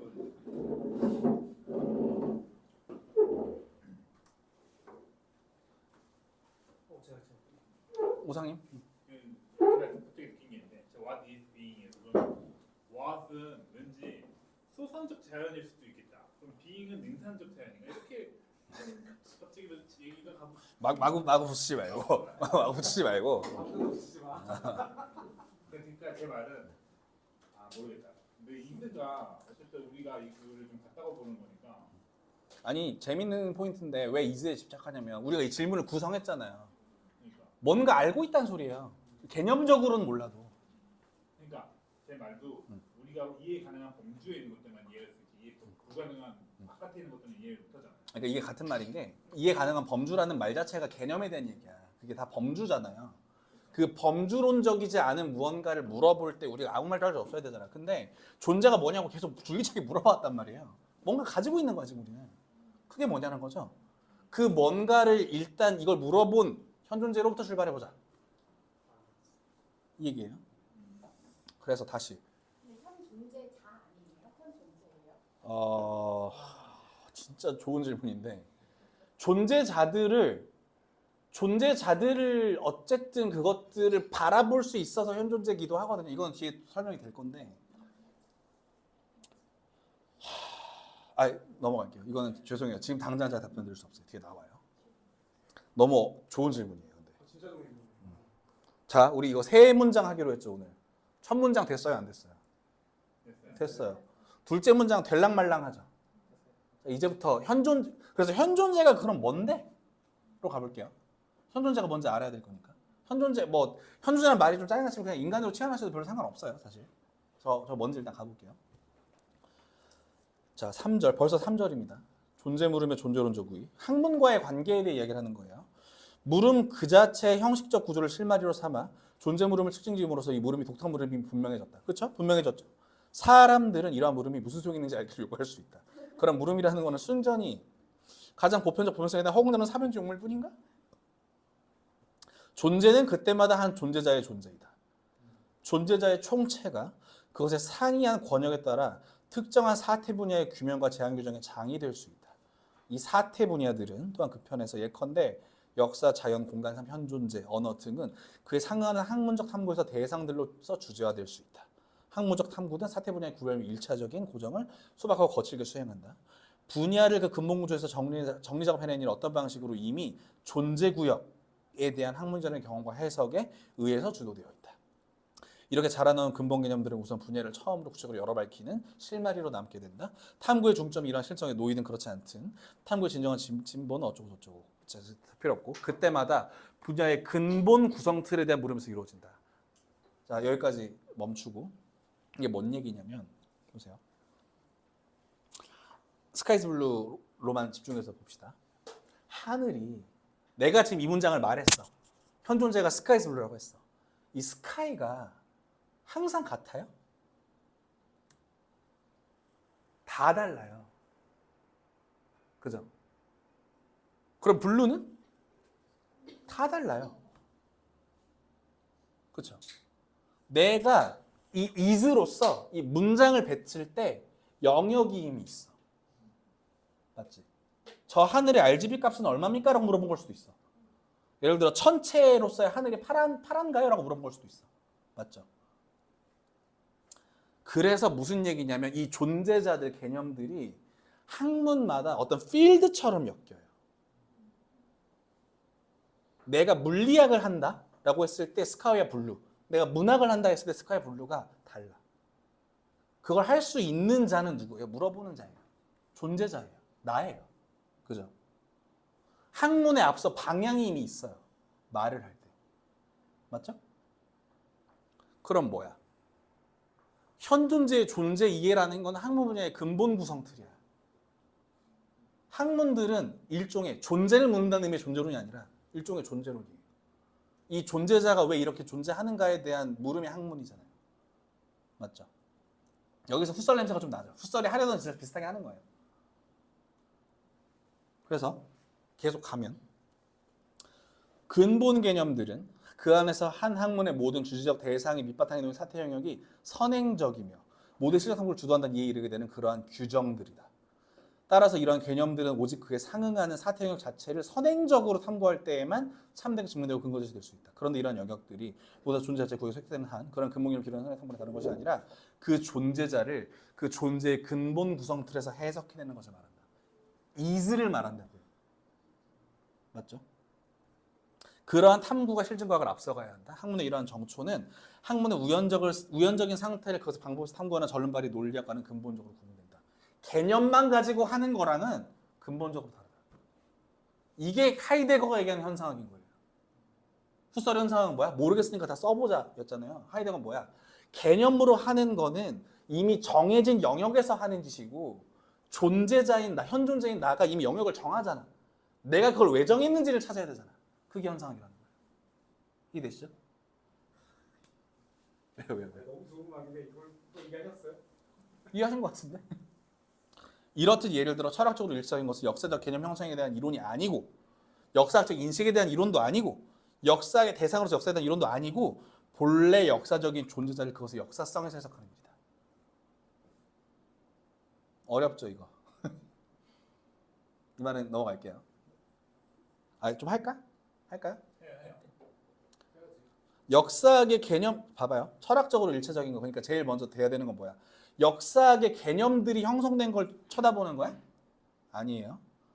역사학적 인식에 대한 이론이야? 인식에 대한 이론이면 뭐야? 이것도 개념이잖아. 아니죠. 역사학의 대상으로서의 역사? 이것도 개념이잖아. 본래 역사적인 존재자를 그것의 역사성에서 이 존재자를 내가 어떻게 보고 어떻게 바뀔 거고 어때 왓고를 보는 일이라고요. 그게 철학이 해야 될 일이라고. 그게 근본 학문이라고. 그게 토대로서의 학문이어야 된다고. 이해되세요? 되는 거 맞아 근데? 제가 30초만 해보겠습니다. 우리 굉장히 여러 시즌 동안 여러 시즌에서 그 우주론을 했었어요. 양자역 학대 여러 가지가 있었는데 양자가 입자잖아요. 근데 그렇다면 가장 쉬운 양자역학은 이런 거잖아요. 양자는 어떻게 움직이는가, 어떠한 방식으로 존재하는가. 이게 가장 평범한 양자역학이거든요. 그런데 이를테면은 1플랑크 시간 이후, 빅뱅 이후 1플랑크 시간 안에는 원자가 존재하지 않았어요. 입자만 존재했어요. 그 시간에 우주는 어떤 방식으로 존재했는가. 이거는 입자에 대한 학문이지만 원자에 대한 학문이지만 전혀 다른 학문이거든요. 이거는 빅뱅 이론에 속하는 학문입니다. 그럼 예를 들어서 그로부터 약 30플랑크 시간 후에 최초로 입자들이 상상되기 시작했는데 그럼 그 입자들이 어떤 특징을 가지고 있는가? 이건 원자로. 그것들이 더 많은 시간들이 지나서 서로 합쳐져서 수소 분자 두 개와 산소 분자 하나가 합쳐지면 물이 되잖아요. 물이라는 입자는 어떤 특성을 가지고 있는가? 이건 분자론입니다. 똑같은 입자를 지금 우리가 다루고 있는데 각각 다른 학문이에요. 그죠? 이게 다른 필드라고 얘기합니다.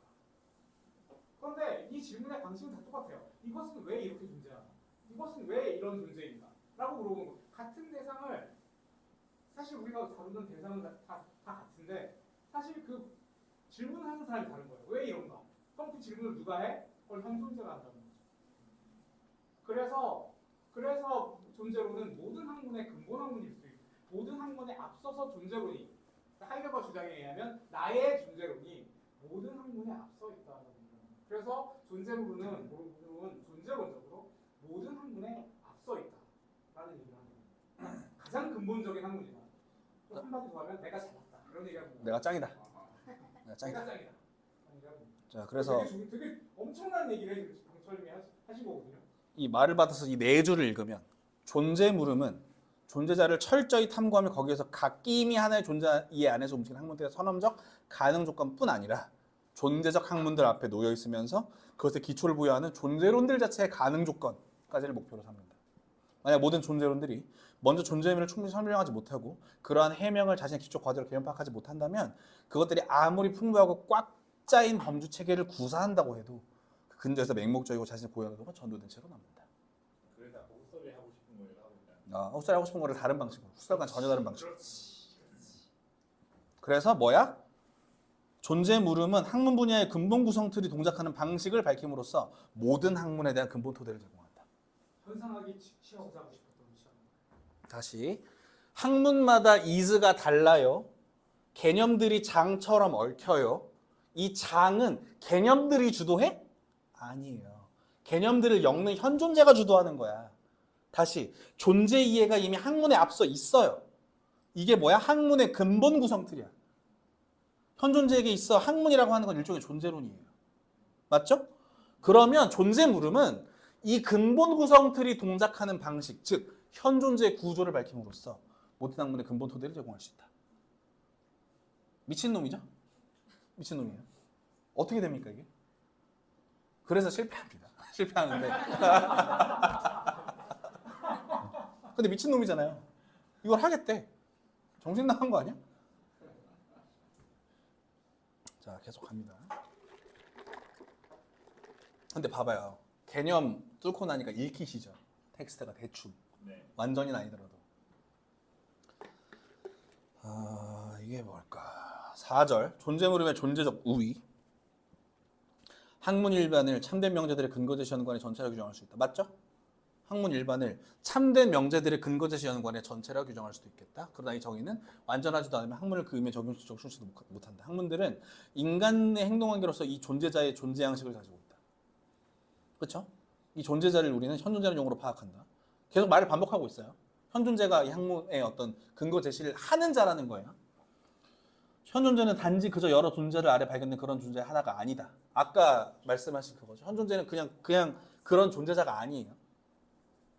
현존재는 오히려 그 존재자에게 그 존재함에서 바로 이 존재함 자체가 문제가 된다는 점으로 존재적으로 뛰어나다. 말이 어려운데 쉽게 갑시다. 현존재는 오히려 이 존재자에게 그 존재함에서 존재함 자체가 문제가 되는 유일한 존재자예요. 다시 존재자들은 존재론을 하지도 않고 존재함을 문제 삼지도 않아. 현존재만 존재를 문제 삼고 존재론을 해요. 그냥 존재자가 아니에요.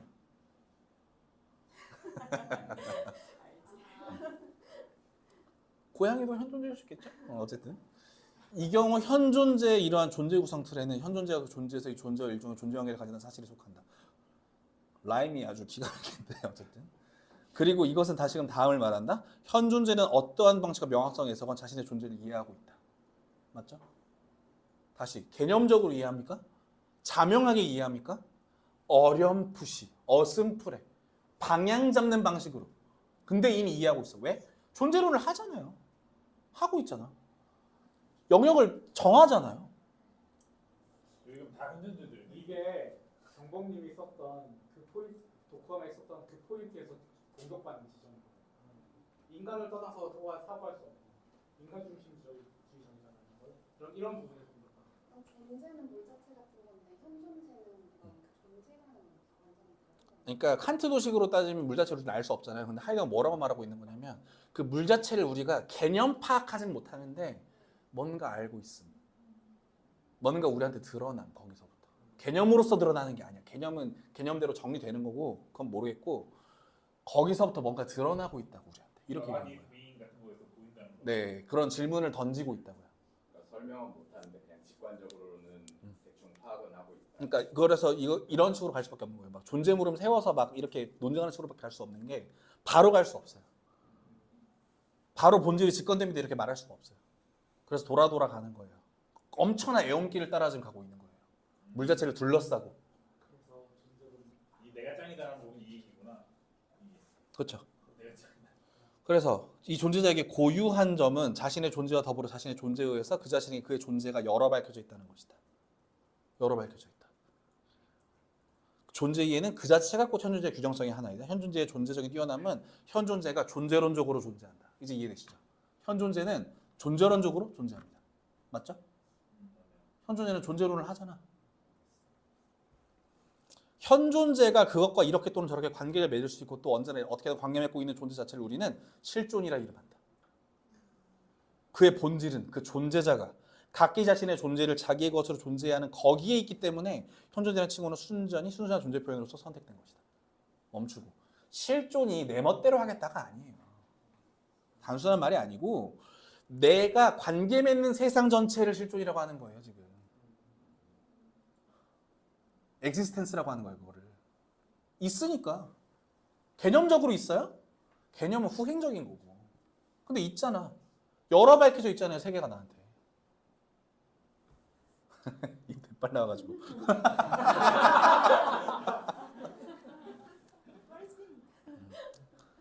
자, 일로 돌아가서. 그러면은 이게 무슨 소리냐면 현존재가 이런 걸 해요. 필드로서. 그죠? 이 필드들이 뭐라고? 일종의 존재론이라고. 그래서 뭐라 그랬어? 현존재는 존재론적으로 존재한다 그랬죠. 근데 방금 뭐라 그랬어? 세계가 열어 밝혀져 있다 그랬어요. 다시 내가 필드를 만들려면 필드로서 개념을 박아서 만든 거는 그 다음 얘기고 세계가 나한테 있어야 내가 이거를 필드를 잡든 개념에 넣든 할 거 아니에요. 이미 규정 전에 존재자들 빠져있는 내 세계 자체가 존재하는 거잖아. 이게 세계 이해잖아요. 내 세계 이해. 그래서 현존재는 존재론에 앞서 실존을 갖는다. 다시 실존은 본질에 앞선다고요. 맞죠? 이 얘기예요. 이 얘기한 거예요 지금. 존재는 언제나 자기 자신을 그 실존에서부터, 즉 그 자신으로 존재하거나 그 자신이 아닌 것으로 존재하거나 할 수 있는 그 자신의 한 가능성에서부터 이해한다. 현존재는 이러한 가능성들을 그 스스로 선택했든지 아니면 가능성 안으로 빠져들게 되었든지 아니면 각기 이미 그 안에서 성장해왔다.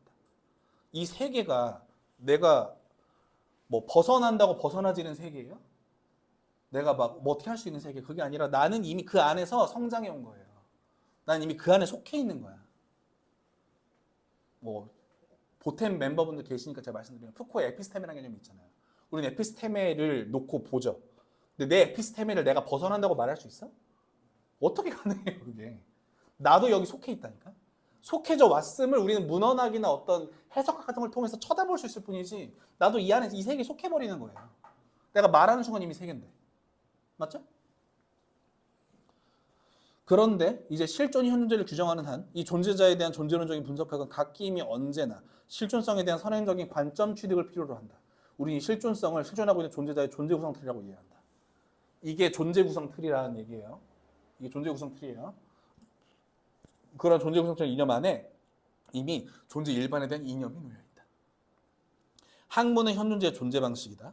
이 존재 방식에서 현존재는 그 자신으로 존재할 필요가 없는 그런 존재와도 관계를 맺는다. 그런데 현존재에게는 하나의 세계 안에 존재한다는 것이 본질적으로 속한다. 그렇죠? 아니면 하나의 세계 안에 있죠? 그러므로 현존재에 속하는 존재 이해는 동일근원적으로 세계와 같은 어떤 것에 대한 이해와 세계 내부에서 접근하게 된 그런 존재에 대한 이해도 관계된다. 맞죠? 이걸 한 다음에 이걸 하기 위해 이미 뭐가 있잖아. 세계가 있고 그 안에 존재들이 이미 있잖아. 그죠? 그렇기 때문에 현존재적이지 않은 존재 성격의 존재를 주장하는 존재론데 현존재 자체 존재 구조에 기초하고 거기서 동기받으며 이 존재 구조, 존재론적 존재의 규정 성격에서 개념하고 있다. 말이 되게 꼬이는데 학문들 같은 걸 하는 것 자체가 이미 이 현존재의 실존적 구조에 동기받고 있다. 그 존재적 구조는 이미 이 규정성을 존재의 규정성을 그 안에서 이미 개념파악하고 있다. 그럼 뭐야? 따라서 거기서부터 다른 모든 존재론이 비로소 발휘할 수 있는 기초 존재론은 현존재의 실존론적 분석을 찾아야 할 것이다. 이 말이 무슨 말이에요? 다른 학문들의 기원은 이 다른 학문들의 기초 존재론은 실존론적 분석론을 찾아야 된다는 얘기예요. 이해가 바로 안 될 텐데 제가 그림으로 설명드릴게요. 아, 현존재에게 세계 이해가 있어. 그죠? 얘도 다른 놈도 세계 이해가 있겠네? 맞죠? 그렇잖아요? 학문이 존재론이라며. 근데 현존재에게는 존재론에서 세계의 즉 실존이 있다며. 맞죠? 그러면 이 존재론을 토대 짓는 건 뭐야? 실존이잖아요. 근데 나 혼자 세계를 다 이해했어? 현존재가 많아요. 이 구조는 나 하나가 아니야. 이 구조에 대한 이야기를 해야 돼. 그래서 뭘 하겠다고? 실존에 대한 론을 하겠다고. 현존재 각각에게 세계가 어떻게 작동하는지를 규명하면 실존에 대한 론을 분석하면 현존재의 본질 구성틀을 규명할 수 있어. 그럼 뭐야? 존재론의 기초가 형성되죠. 토대로서의 학문이 기능하는 거죠. 그게 기초 존재론이다. 그래서 본질에 앞서는 본질 구성틀을 규명해야 한다. 이렇게 하는 거예요. 이거 됩니까? 다시 말씀드려요. 안 돼요. 가능할 리가 없어요. 신이 되겠다는 거예요 지금. 신세계 신이 되겠다는 소리예요 지금. 저거 그거잖아요. 모든 입자의 운동을 예측 예측할 수 있으면은 과거도 미래도 다 알 수 있어요. 어쨌든 미친 소리인데 뭐 이런 흐름이에요. 느낌 오시죠? 그래서 4절 마무리하면 현 존재는 이렇게 다른 모든 존재에 비해서 여러 우위를 간직한다. 첫 번째 우위는 존재적 우위이다. 즉 이 존재자는 그 존재에서 실존에 의해 규정되어 있다. 두 번째 우위는 존재론적 우위이다. 즉 현 존재는 자신의 실존 규정성 때문에 그 자체에서 존재론적이다. 그렇죠? 학문을 한다는 거고. 그런데 이제 현 존재에게 동일근원적으로 실존이 구성계기로서 모든 현 존재적이지 않은 존재에 존재된 이해가 속한다. 따라서 현 존재는 세 번째 우위로서 모든 존재론의 존재론적 가능 조건을 가진다. 말이 어렵지만 이해되시죠? 모든 존재론의 존재론적 가능 조건을 가진다. 현존은 이렇게 자신이 모든 다른 존재에 비해 존재론적으로 일체적으로 권리할 존재임을 증명한 셈이다. 실존론적인 분석론은 그 나름 또한 실존적으로, 다시 말해 존재로 뿌리를 받고 있다. 오직 철학적으로 탐구하는 물음 자체가 각 그때마다 실존하는 현 존재의 존재 가능성으로서 실질적으로 장악된 때에만 실존하는 실존성 여러 가지 가능성, 그리고 그로써 충분히 기초 지어진 존재론 문제탄을 착취하면서 존립하게 된다. 또한 이로써 존재물의 존재구이도 분명해졌다. 존재의 의미에 대한 해석이 과제가 될 경우 현존 일체적으로 우리가 권리할 존재자일 뿐만 아니라 더 나아가 각기 이미 그의 존재에 대해 바로 이 물음에서 물음이 되고 있는 그것과 관계를 맺고 있는 그런 존재이다. 이 경우 존재 물음은 다른 것이 아니라 현 존재 자체에 속한 본질적인 존재 경향, 즉 존재론 이전에 존재의 근본 아닌 셈이다. 철저 아닌 셈이다. 힘들어. 자, 존재는 존재와 같은 것이 아니다. 그죠? 존재를 알기 위해 현재로 접근해야 된다. 왜? 현 존재가 존재적 우위를 갖고 있어요. 존재론도 하고 세기를 이미 하고. 그래서 현 존재 분석론을 해야 돼. 그게 뭐야? 실존론을 하겠다고. 내가 이 세계를 왜 이렇게 보는지를 해야 한다고. 저 사람 이 세계를 왜 이렇게 보는지를 해야 된다고. 그거에 대한 일반적인 론이 없이는 학문의 토대가 서지 않아요. 이제 하이데거의 주장에 따르면. 됐죠? 몇 줄 안 했죠? 개념과 같은 것들은 존재가 아니야.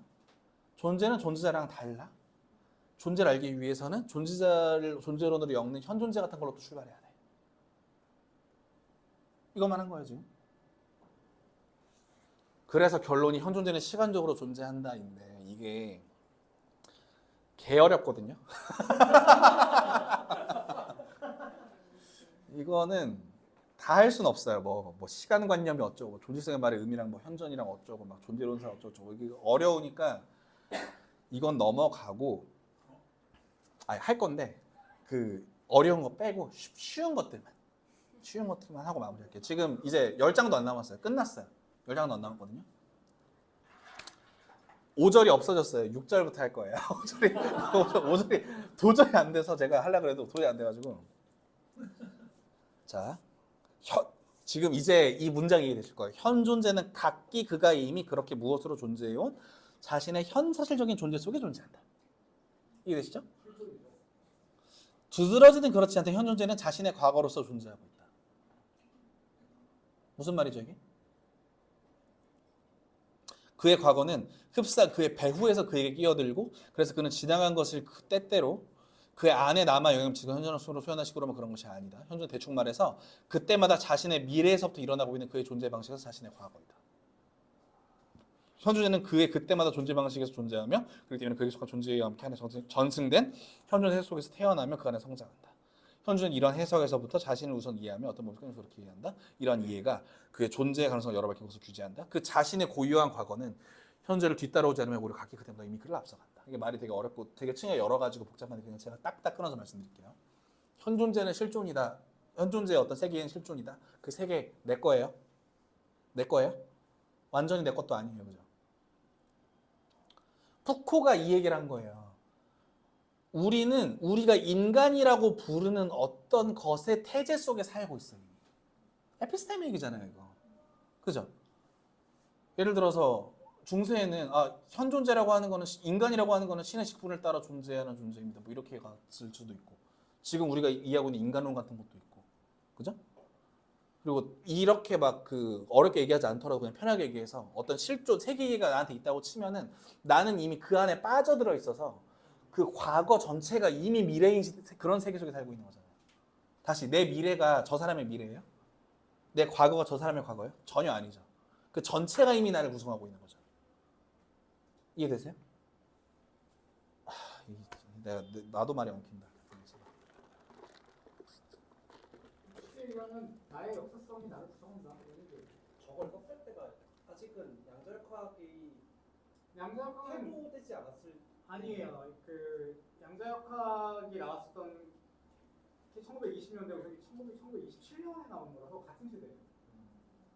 뭐 하이데거가 그것까지 봤는지까지는 뭐라 말은 못해요. 아인슈타인의 상대성 이론이 1917년이거든요. 그거랑 10년 차이네요. 어쨌든 내가 존재한다는 게 그렇게 딱딱한 얘기가 아니라 그 어떤 토대가 바로 있다는 게 아니라 일단 실존이 먼저 왔다는 얘기는 뭐예요? 내가 그 안에서 이미 영향을 받고 영향을 주고 영향을 받고 영향을 주고 그런 흐름 속에 있다는 얘기. 그래서 다시 읽으면 현 존재는 대충 말해서 그때마다 자신의 미래에서부터 일어나고 있는 그의 존재 방식에서 자신의 과거이다.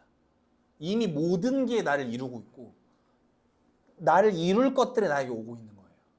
그런 식으로 존재하는 거죠. 이해되시죠? 다른 한편으로 현 존재가 그에게 놓여있는 가능성을 장악했다면 그리고 그러한 물음에서 현 존재의 본질적 역사성에 대한 시각이 열렸다면 그 경우 다음 사실에 대한 통찰은 피할 수 없다. 즉 그것의 존재적 존재론적 필요성과 연관돼 소개되었던 존재에 대한 물음은 그 자체가 역사성에 규정되었다는 사실 말이다. 존재 의미에 대한 물음은 그에 속하는 이행 양식에 따라서 다시 말해 현 존재를 그 시간성과 역사성을 선언적으로 설명하는 것으로서 서로 자신의 역사적인 물음으로 이해하게끔 인도되었다. 다시 내가 어떻게 이걸 이해했는지 내가 이걸 어떻게 봤는지를 이해하는 작업은 역사적인 거죠. 맞죠? 심지어 현 존재의 이해도 역사 시점마다 달라. 이 실존론을 한다는 얘기는 이 역사 과정 전체를 본다는 소리예요. 맞죠? 그 당시에 드러난 개념적 사실을 보는 거예요? 차라리 개념사를 보는 거예요. 맞죠? 우린 이걸 뭐라 불러요? 계보학이라 부르잖아요. 비슷한 얘기를 하는 거예요. 지금 비슷한 얘기를 하는 건데 내가 놓여있는 나에게 영향을 주어온 그리고 내가 영향을 줄 그 전체를 보는 거가 실존론인 거예요. 현존재 분석론인 거고 이거를 이제 알기 쉽게 좀 여기 써놨네. 실존은 어느 한순간의 현재가 아니라 과거 미래 전체 즉 현존재 존재 역사 자체이다. 뭐 이런 소리인 거고 15초만. 내가 오늘 시험을 봐요. 그런데 어젯밤에 공부를 하나도 안 했어요. 그러면 먼 미래는 그러니까 과거가 나를 앞서간다는 게 지금 현재 시점에서도 미래가 예측이 안 되지만 이미 시험을 망칠 걸 알고 있잖아. 식신이 강림할 수도 있고. 네, 그러니까 나의 과거가 나를 앞서가는 거예요. 나는 시험을 잘 보고 싶어도 볼 수가 없는 거야. 나의 존재 시점 입장에서는 이미 내 미래가 결정되어 있는 거야. 너무 편하게 과거가 나를 앞서간다는 말이 이해가 안 될 것이기 때문에 너무 전체 아니 과거가 나를 앞서간다는 얘기는 무의식 같은 얘기로도 할 수 있어. 예를 들어서 제가 어린 시절에 뭐 어떤 결핍이 있어서 내가 앞으로 행동이 이렇게 가 이런 얘기도 다 이런 얘기예요 사실. 내가 예를 들어서 아버지와의 관계에서 결핍이 있어가지고 뭐 형들만 보면 막 움츠러들고 내가 알고 있어 뭐 이런 거랑 같은 얘기예요 사실. 내가 왜 그렇게 행동하냐 내가 왜 내 세계가 왜 그렇게 형성되었냐 라는 얘기는 역사적일 수밖에 없다는 거예요. 맞죠? 이거 칸트 예시로 까는 얘기기도 한데 그건 얘기 안 해요. 못해요. 그래서 다시 세계 이해는 역사 자체야. 고정된 개념이나 사실이 아니라 역사 자체야. 그죠? 그러면 현상학이 어떻게 돼야 돼? 해석하게 될 수밖에 없어요. 개념으로 드러나는 게 아니라.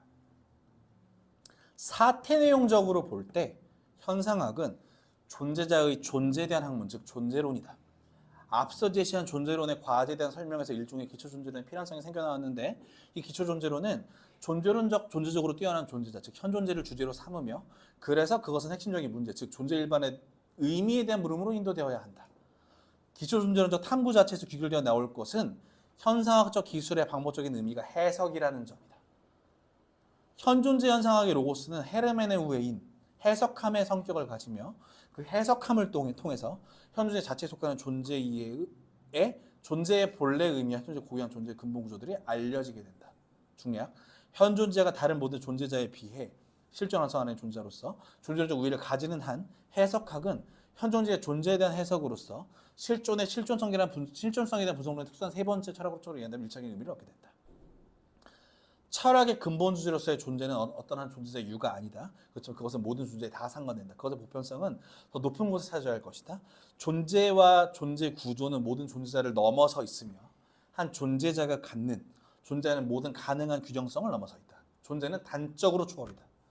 현 존재의 존재의 초월은 그 안에서 가장 근본적인 개별화의 가능성과 필연성에 놓여 있는 하나의 탁월한 초월이다. 존재를 초월로서 열어 밝히는 일은 모두 초월론적 인식이다. 이 말이 여기부터 좀 뜨는데, 자,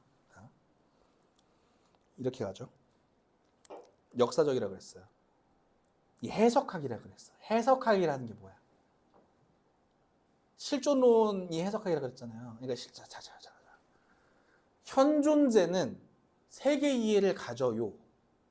근데 세계 이해를 갖는다는 얘기, 이 존재론을 한다는 얘기는 내가 이 세계 이해를 왜 했는지를 알아야 된다는 얘기로 갔잖아요. 이게 실존론이잖아요. 내가 어떻게 세계 이해를 이렇게 했는가. 내 세계 이해를 한다는 거는, 내가 이런 세계 이해를 가졌다는 거는 고정된 하나의 사실이 아니라 역사적으로만 관찰되는 거죠. 여기까지 맞죠? 그러면 내가 어떤 순간에 어떤 결론을 내려 어떤 존재의 의미를 얘기해, 그건 이미 해석이죠. 개념이나 사실이 아니라 그 순간의 해석이죠. 근데 어떤 해석이야? 내가 영향받은 모든 것에 대한 발화. 그리고 그 말함으로써 모든 것에 영향을 줄 발화죠. 이해되세요? 다시. 전 페이지에서 역사성에 자, 이것들은 개념의 존재론들이야. 이것들을 하기 위해 나는 세계 이해를 가져. 세계 이해를 갖죠. 이 세계는, 즉 실존은 역사적이에요. 개념으로 고정되지 않아. 내 실존이 왜 이렇게 바뀌었는지 사실 나도 정확히 몰라. 다 전체니까. 그죠? 그래서 이걸 역사적으로 볼 수밖에 없어. 맞죠? 그러면 내가 뭔가 이 존재를 이해했다고 현상적으로 말하면 이미 그건 역사 안에 놓이죠. 앞서 영향을 받고 뒤로도 영향을 주죠. 앞서 나에게 영향을 준 걸 전통이라 불러요. 가다머 같은 사람들이. 하이데거 뭐 후계겠죠? 전통이라 부르고, 거기서부터 바뀌어 나가는 그 전체를 보는 그 학이 해석학이에요. 내가 말한 이 세계 이해가 왜 이러한가? 내 해석은 왜 그렇게 해석되었는가? 해석학이에요. 이해되세요? 그래서 현상학은 해석학일 수밖에 없는 거야. 그리고 그 해석은 초월이에요. 는 사실 좀 어려우니까 간단하게만 얘기하자면, 우리 맨 처음에 아리스토텔레스 그림 그릴 때 존재를 초월자로 뒀죠. 그 여러 개념들 위에 있는 초월자 같은 거로 뒀잖아요.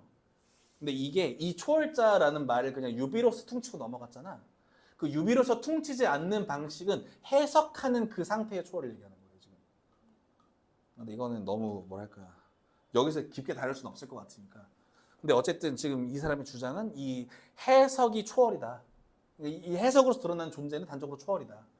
탁월하게 해석할수록 초월론적 인식이 되고, 이런 얘기를 하는 거예요. 이런 얘기를 하는 거고. 그래서 정리를 하면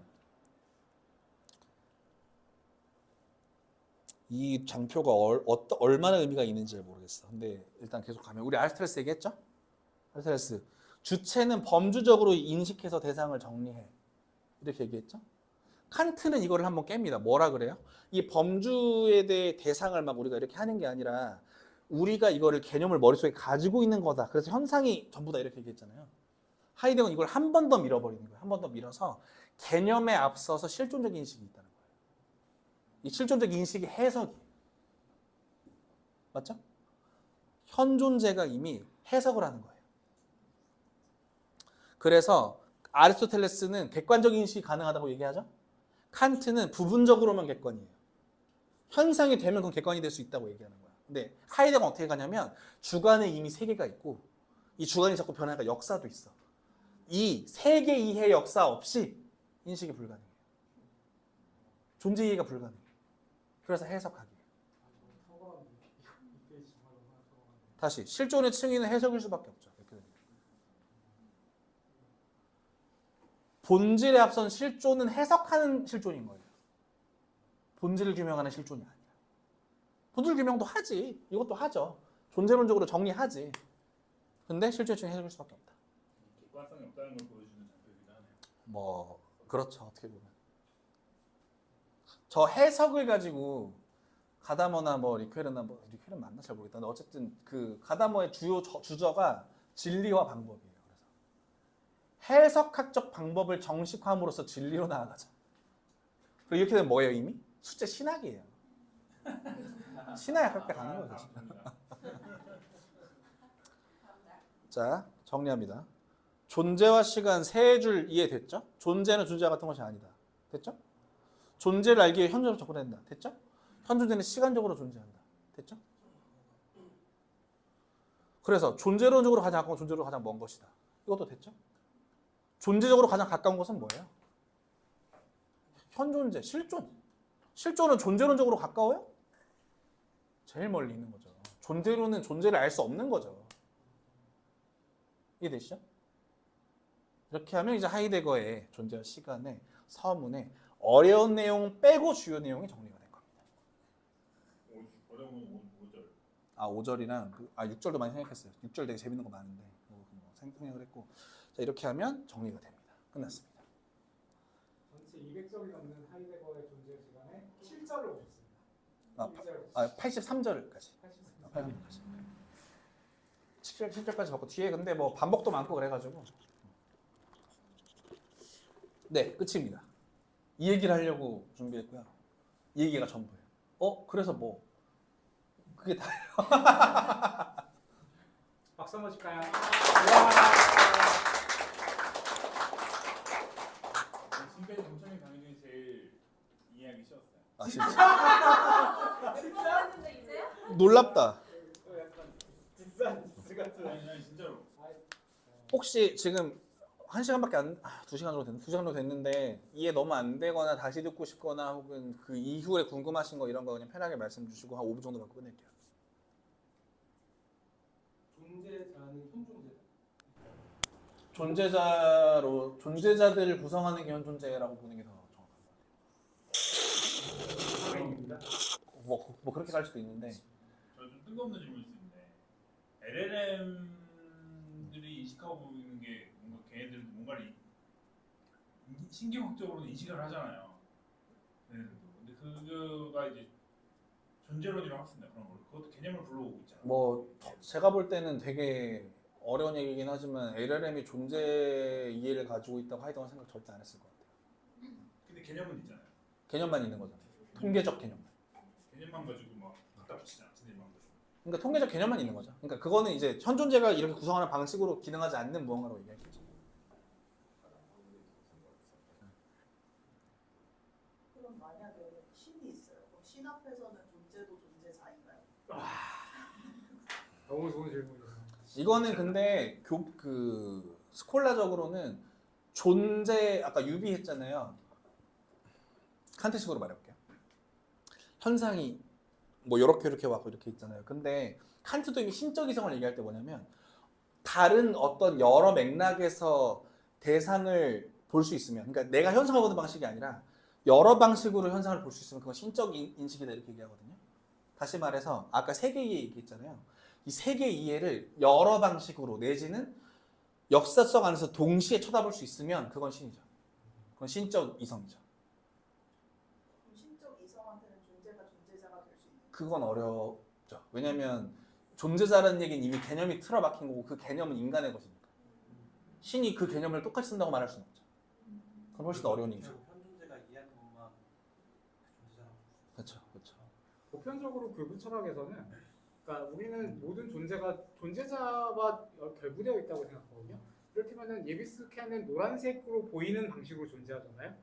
이런 식으로 존재는 존재자를 필요로 하는데 온 우주에 존재하면서 존재자를 필요로 하지 않는 시신이에요. 교부 철학적으로 그래요. 뭐 신은 개념이라는 것 자체가 없을 거예요. 개념이라는 것도 없고 신은- 개념이 인정하는 거니까. 그렇지. 개념은 이미 존재자고. 근데 이제 사실 칸트 이전에는 이 개념을 신이 줬다고 얘기를 해왔기 때문에 이것도 좀 재밌는 포인트. 아, 그렇지. 인간에게 신의 개념이 있는 게 아니기 때문에. 신들은 그냥 거꾸로 그냥 모든 게 존재처럼 보일 수도 있어. 신 입장에서. 그러니까 제가 뭐냐면 이 발화 자체가 너무 인간적이에요. 이 발화 자체가 너무 인간적인 발화예요. 진짜 신이 있다면 인간이 특별할 이유가 없어. 그러니까 특별하게 생각할 그 개념 자체가 없을 뿐이야. 그러니까 전체로서의 근원적 일자로서의 신이 있다고 하면 분절된 개별자로서의 존재자가 필요 없죠. 그렇죠, 당연히 개념이 필요가 없죠. 과거도 알고 미래도 알고. 역사 전체도 알고. 네, 역사 전체도 있고 시간 자체도 전체를 볼 수 근데 있어요. 하이데거가 열어주신 존재론의 표상은 뭐냐면 봐봐요. 역사 전체에서 항상 진리인 것을 학문이라고 다뤄왔잖아요. 경험과학은 또 그렇게 재현 가능한 걸 찾잖아요. 근데 하이데거의 말은 인간이 재현 가능하다고 해서 그게 진리가 될 수 없다는 거예요. 왜냐면 실존이니까 내 세계 이해가 그 앞에 있으니까 내 세계 이해 안에서라야만 경험과학적인 어떤 실제들이 나오는 거지. 그 내 세계 이해를 벗어난 경험과학적 그런 게 어디 있어? 그런 게 어떻게 진리야? 이렇게 가는 거예요. 이 존재론의 차원을 무시할 수가 없어요. 이제. 그래서 뭐 에피스테메도 나오고 뭐 들려지는 뭐 생성이 어쩌고 이런 소리만 빠지고 뭐 이렇게 가는 거예요. 그러니까 제가 약간 삐딱하게 생각하는 걸 수도 있는데 그러니까 결국에 기존 학문이나 철학이나 그런 체계가 만들어진 그런 부분들이 결국에는 이제 절대적인 게 아니니까 네. 그러니까 그게 진리도 아니고 그 실질적인 존재도 아니니까 그러니까 그 앞에 있는 실존과 관련된 이야기를 하는 네. 그 부분에 있어가지고 네. 약간 우월주의를 갖고 있는 게 아닌가 하는 좀 그런 생각이 들죠. 맞죠? 해놓고 있죠. 맞죠? 그러니까 앞에서 이제 뭐 학문을 한다는 놈들은 다 쓸모없는 놈들이고 그냥 이게 더 중요해. 그러니까 뭔가에 대해서 질문을 던질 때 그 답을 구하는 게 중요한 게 아니라 왜 그 답을 구했는지를 먼저 봐야 생각해라. 된다. 맞아, 정확해요. 그러니까 경영과학이 기대고 있던 게 논리학이라고 하면 그 논리학적 태제가 원래 신적 언어였으니까 괜찮았는데 그게 무너진 다음부터는 근본 토대가 없는 거 아니냐? 니체가 이렇게 표현하잖아요. 신을 죽인 자리에 인간이 들어간다 그러잖아요. 비슷한 얘기죠 이게. 사실은 이전이 더 겸손하다고 저는 생각하는 거예요. 그러니까 차라리 신이 있었던 시절에 그러니까 이렇게 볼 수도 있고 저는 반대로 그러니까 신을 지은 다음에도 저럴 수 있다고 믿는 게 가능하겠냐 같은 거예요. 차라리 이 영역이 완전한 어떤 불변의 진리 같은 게 아니라 실존 영역 안에 있는 거다라고 얘기하는 게 더 겸손한 거 아니야? 이렇게 얘기하는 거예요. 아까 옥상님이 그 이야기하셨던 LLM에서 그 통계학적으로 계산된 결과라고 해서 생각하다 보니까 그러면 LLM은 지금 그 세계 이해를 하는 중이고 그렇다면 LLM이 현존재와 같이 가고 있다고 볼 수도 있는 거 아닌가요? LLM은 사고를 한다. 일단 일단 하이데거를 조금 읽은 컴퓨터공학 석사로서 얘기를 해보면 LLM은 세계 이해를 갖고 있다고 볼 수가 없습니다. 그러니까 우리는 세계를 어떻게 보냐면 오감으로 보잖아요. LLM은 오감으로 데이터를 수집하지 않아요. 감각질이 네, 있어요. 인간이 이미 감각으로 들어와서 오성의 필터를 통해서 그 인식해낸 그런 존재자들 간의 관계를 문서로서 기술해내는 것을 학습하는 형식으로 세계를 인식하거든요. 그러니까 이거는 이제 현존재가 현사실성으로 던져져 있는 상태에서 세계를 인식하는 방법과 완전히 달라요. 그러면 LLM이 그 세계 이해를 가지고 있느냐 이렇게 물어보는 질문 자체가 사실 넌센스인 거예요. 세계를 인식하는 방법 자체가 완전 다른 거예요. 이거는 이제 이거의 어퍼 버전, LLM 인간의 마이너 버전이고 이거의 더 슈퍼 버전을 봤을 때 신이 인간과 같은 방식으로 세상을 인식하는가 이렇게 질문하고 하는 것과 비슷해요. 그럴 리가 없잖아. 아까 얘기했다시피 우리는 공식성과 통시성을 가지고 있지만 신한테는 그게 관심이 없거든요. 신한테 공식성, 통시성 같은 관심이 없어요. 전체를 한꺼번에 보니까 개별자로서의 그런 존재자들을 구분하지도 않아요. 이것들은 언제나 다 잠깐 임시로 나타났다 사라지는 것들이지 언제나 전체 속에서는 전체는 일관적이고. 그래서 이 신적인 아이디어 반대편의 하이데거 이렇게 얘기하는 거예요. 인간 실존은 역사적으로만 해석적으로만 가능하다. 전체를 알려고 하면 빠그라진다. 불가하다. 그런 주제의 개념 일반을 하려고 존재 일반하려고 이게 하시지만 그 하이데거가 보니까 아까 장표에 보니까 존재의 시간이 대략 1927년. 38살 때 네, 만들었고 그 뒤로도 보니까 거의 50년을 더 살았어요. 네. 그럼 이제 존재할 시간도 다 끝내지 못한 것으로 제가 알고 있어요. 네. 하다가 안 돼. 그러면 지금 나왔던 존재에 대한 얘기가 하이데거의 그 후속작에서나 네. 뭔가가 다른 작품에서 논의돼서 일종의 하나의 밈이나 하나의 일종의 컨셉처럼 지속되고 다시 변화되거나 뭐 뭔가가 좀 연결된 것들이 있는 건지 아니면 이걸로 그냥 딱 끝난 개념으로 하이데거라는 하는 사람 자체로 보면 그 뒤에 또 실존의 얘기들이 나오면 실존주의의 대가로 하이데거를 얘기하는 건지 아니면 이 존재론의 이 존재와 시간 때문에서만 그런 건지 제가 하이데거 전체를 잘 몰라서 그냥 예. 이거는 약간 말씀드리면 예. 하이데거가 존재와 시간을 왜 완성을 못하냐면 안 되는 걸 알기 때문에 멈추는 거예요. 예. 실존론이 가능하지 않다고 예. 결론을 내리는데 다만 존재와 시간으로부터 해석학이라는 개념이 나오니까 예. 해석학자들은 있어요. 하이데거를 이어받은. 예. 하이데거 본인은 뭐 뒤에 숲길 같은 거 가보면은 결국에는 존재가 시적으로만 드러난다. 뭐 이렇게 가. 그러니까. 그러니까 존재가 나한테 드러나는데 이게 뭐 했어요. 론화로 갈 수는 없고 론으로 할 수는 없고 뭐 시적으로 드러난다 혹은 뭔가 예. 그때 뭐 이 시기 하이데거 뭐 토폴로지 이런 거 하거든요. 막 건축이 뭐 자연 속에 있을 때랑 뭐 어디 있을 때 이렇게 어떻게 다르게 드러나냐 뭐 이런 좀 뭐야 나름의 뭐 실증이라고 그러면 안 되겠지만 나름의 뭐 다른 짓들을 막 하거든요. 그래서 그 뒤로 가면 약간 미학적인 냄새, 약간 좀 신비주의적인 냄새로 풍림 쪽으로 빠져버리고. 그러니까 신학에 안 빠지고. 아, 그 신학에 박찬욱 빠지고. 교수님 비슷해요. 네 맞아요. 우리 했었던 예. 얘기예요. 이거. 그렇게 흘러가고 존재와 시간은 가장 야심찬 시절에 하이데거가 그렇지. 하겠다. 에너지가 엄청 많아요. 그러니까 우리 이미 하이데거 하면서 했는데, 그러니까 전반부에 이제 젊었던 하이데거는 내가 존재가 무엇인지 밝히겠다. 심지어 그걸 넘어서서 존재 일반이 어떻게 가능한지 내가 밝히겠다 이렇게 얘기했는데 후반에 가면 그게 불가능한 거 알아요. 불가능한 뿐만이 아니라 자기가 깔려고 했었던 인간 중심주의적 사고라는 걸 알게 돼요. 그러니까 현 존재를 중심으로 존재를 획득하겠다는 기획 자체가 그러니까 이미 이 전 시대에 자기가 깠었던 칸트 시대의 기획이라는 걸 깨닫고 나서 그 다음에 어떻게 했냐면 존재를 캐내려고 하지 않고 존재는 저절로 자기 모습을 드러낸다. 그러니까 그걸 일부러 알아내려고 하지 말고 관조하라는 그런 태도로 바뀌는 거예요. 그게 우리가 예, 그 시적으로 드러난다고 하는 게 이런 것들. 우리 이미 다 했던 겁니다, 이거. 그러니까 아까 존재론과 현존재 얘기를 할 때 가장 멀리 있는 게 된다는 게 존재적으로 결국에는 존재를 찾으려고 추구하면 추구할수록 더 멀리 떨어져 버리는. 너 어떻게 보면 그렇게 볼 수도 있죠. 비슷하게는 이 얘기를 우리 이미 했는데 아까 병철님이 존재적으로 가장 가까운 것. 존재적으로 가장 가까운 건 뭐냐면은 존재적으로 가장 가까운 것은 현 존재예요. 내가 존재하는 거니까. 그런데 존재론적으로는 존재한다는 건 무엇인가라고 묻는 것은 아까 얘기했다시피 정말 병철님이 2시간 내내 얘기했지만 정말 멀리 갔다가 와야 닿을까 말까 한 거잖아요. 이런 얘기라고 생각하시면 돼요. 이거는 여러 개의 층위로 설명할 수 있지만 가장 쉽게 이해할 수 있는 얘기는 이렇게 긴 질문을 해야 우리는 존재론적으로 현 존재에 접근할 수 있다. 이런 얘기랑 존재에 접근할 수 있다. 튜닝을 여기까지 했더니 순정이 됐다니. 그거 아닌데 어떻게 얘기할 수가 없네.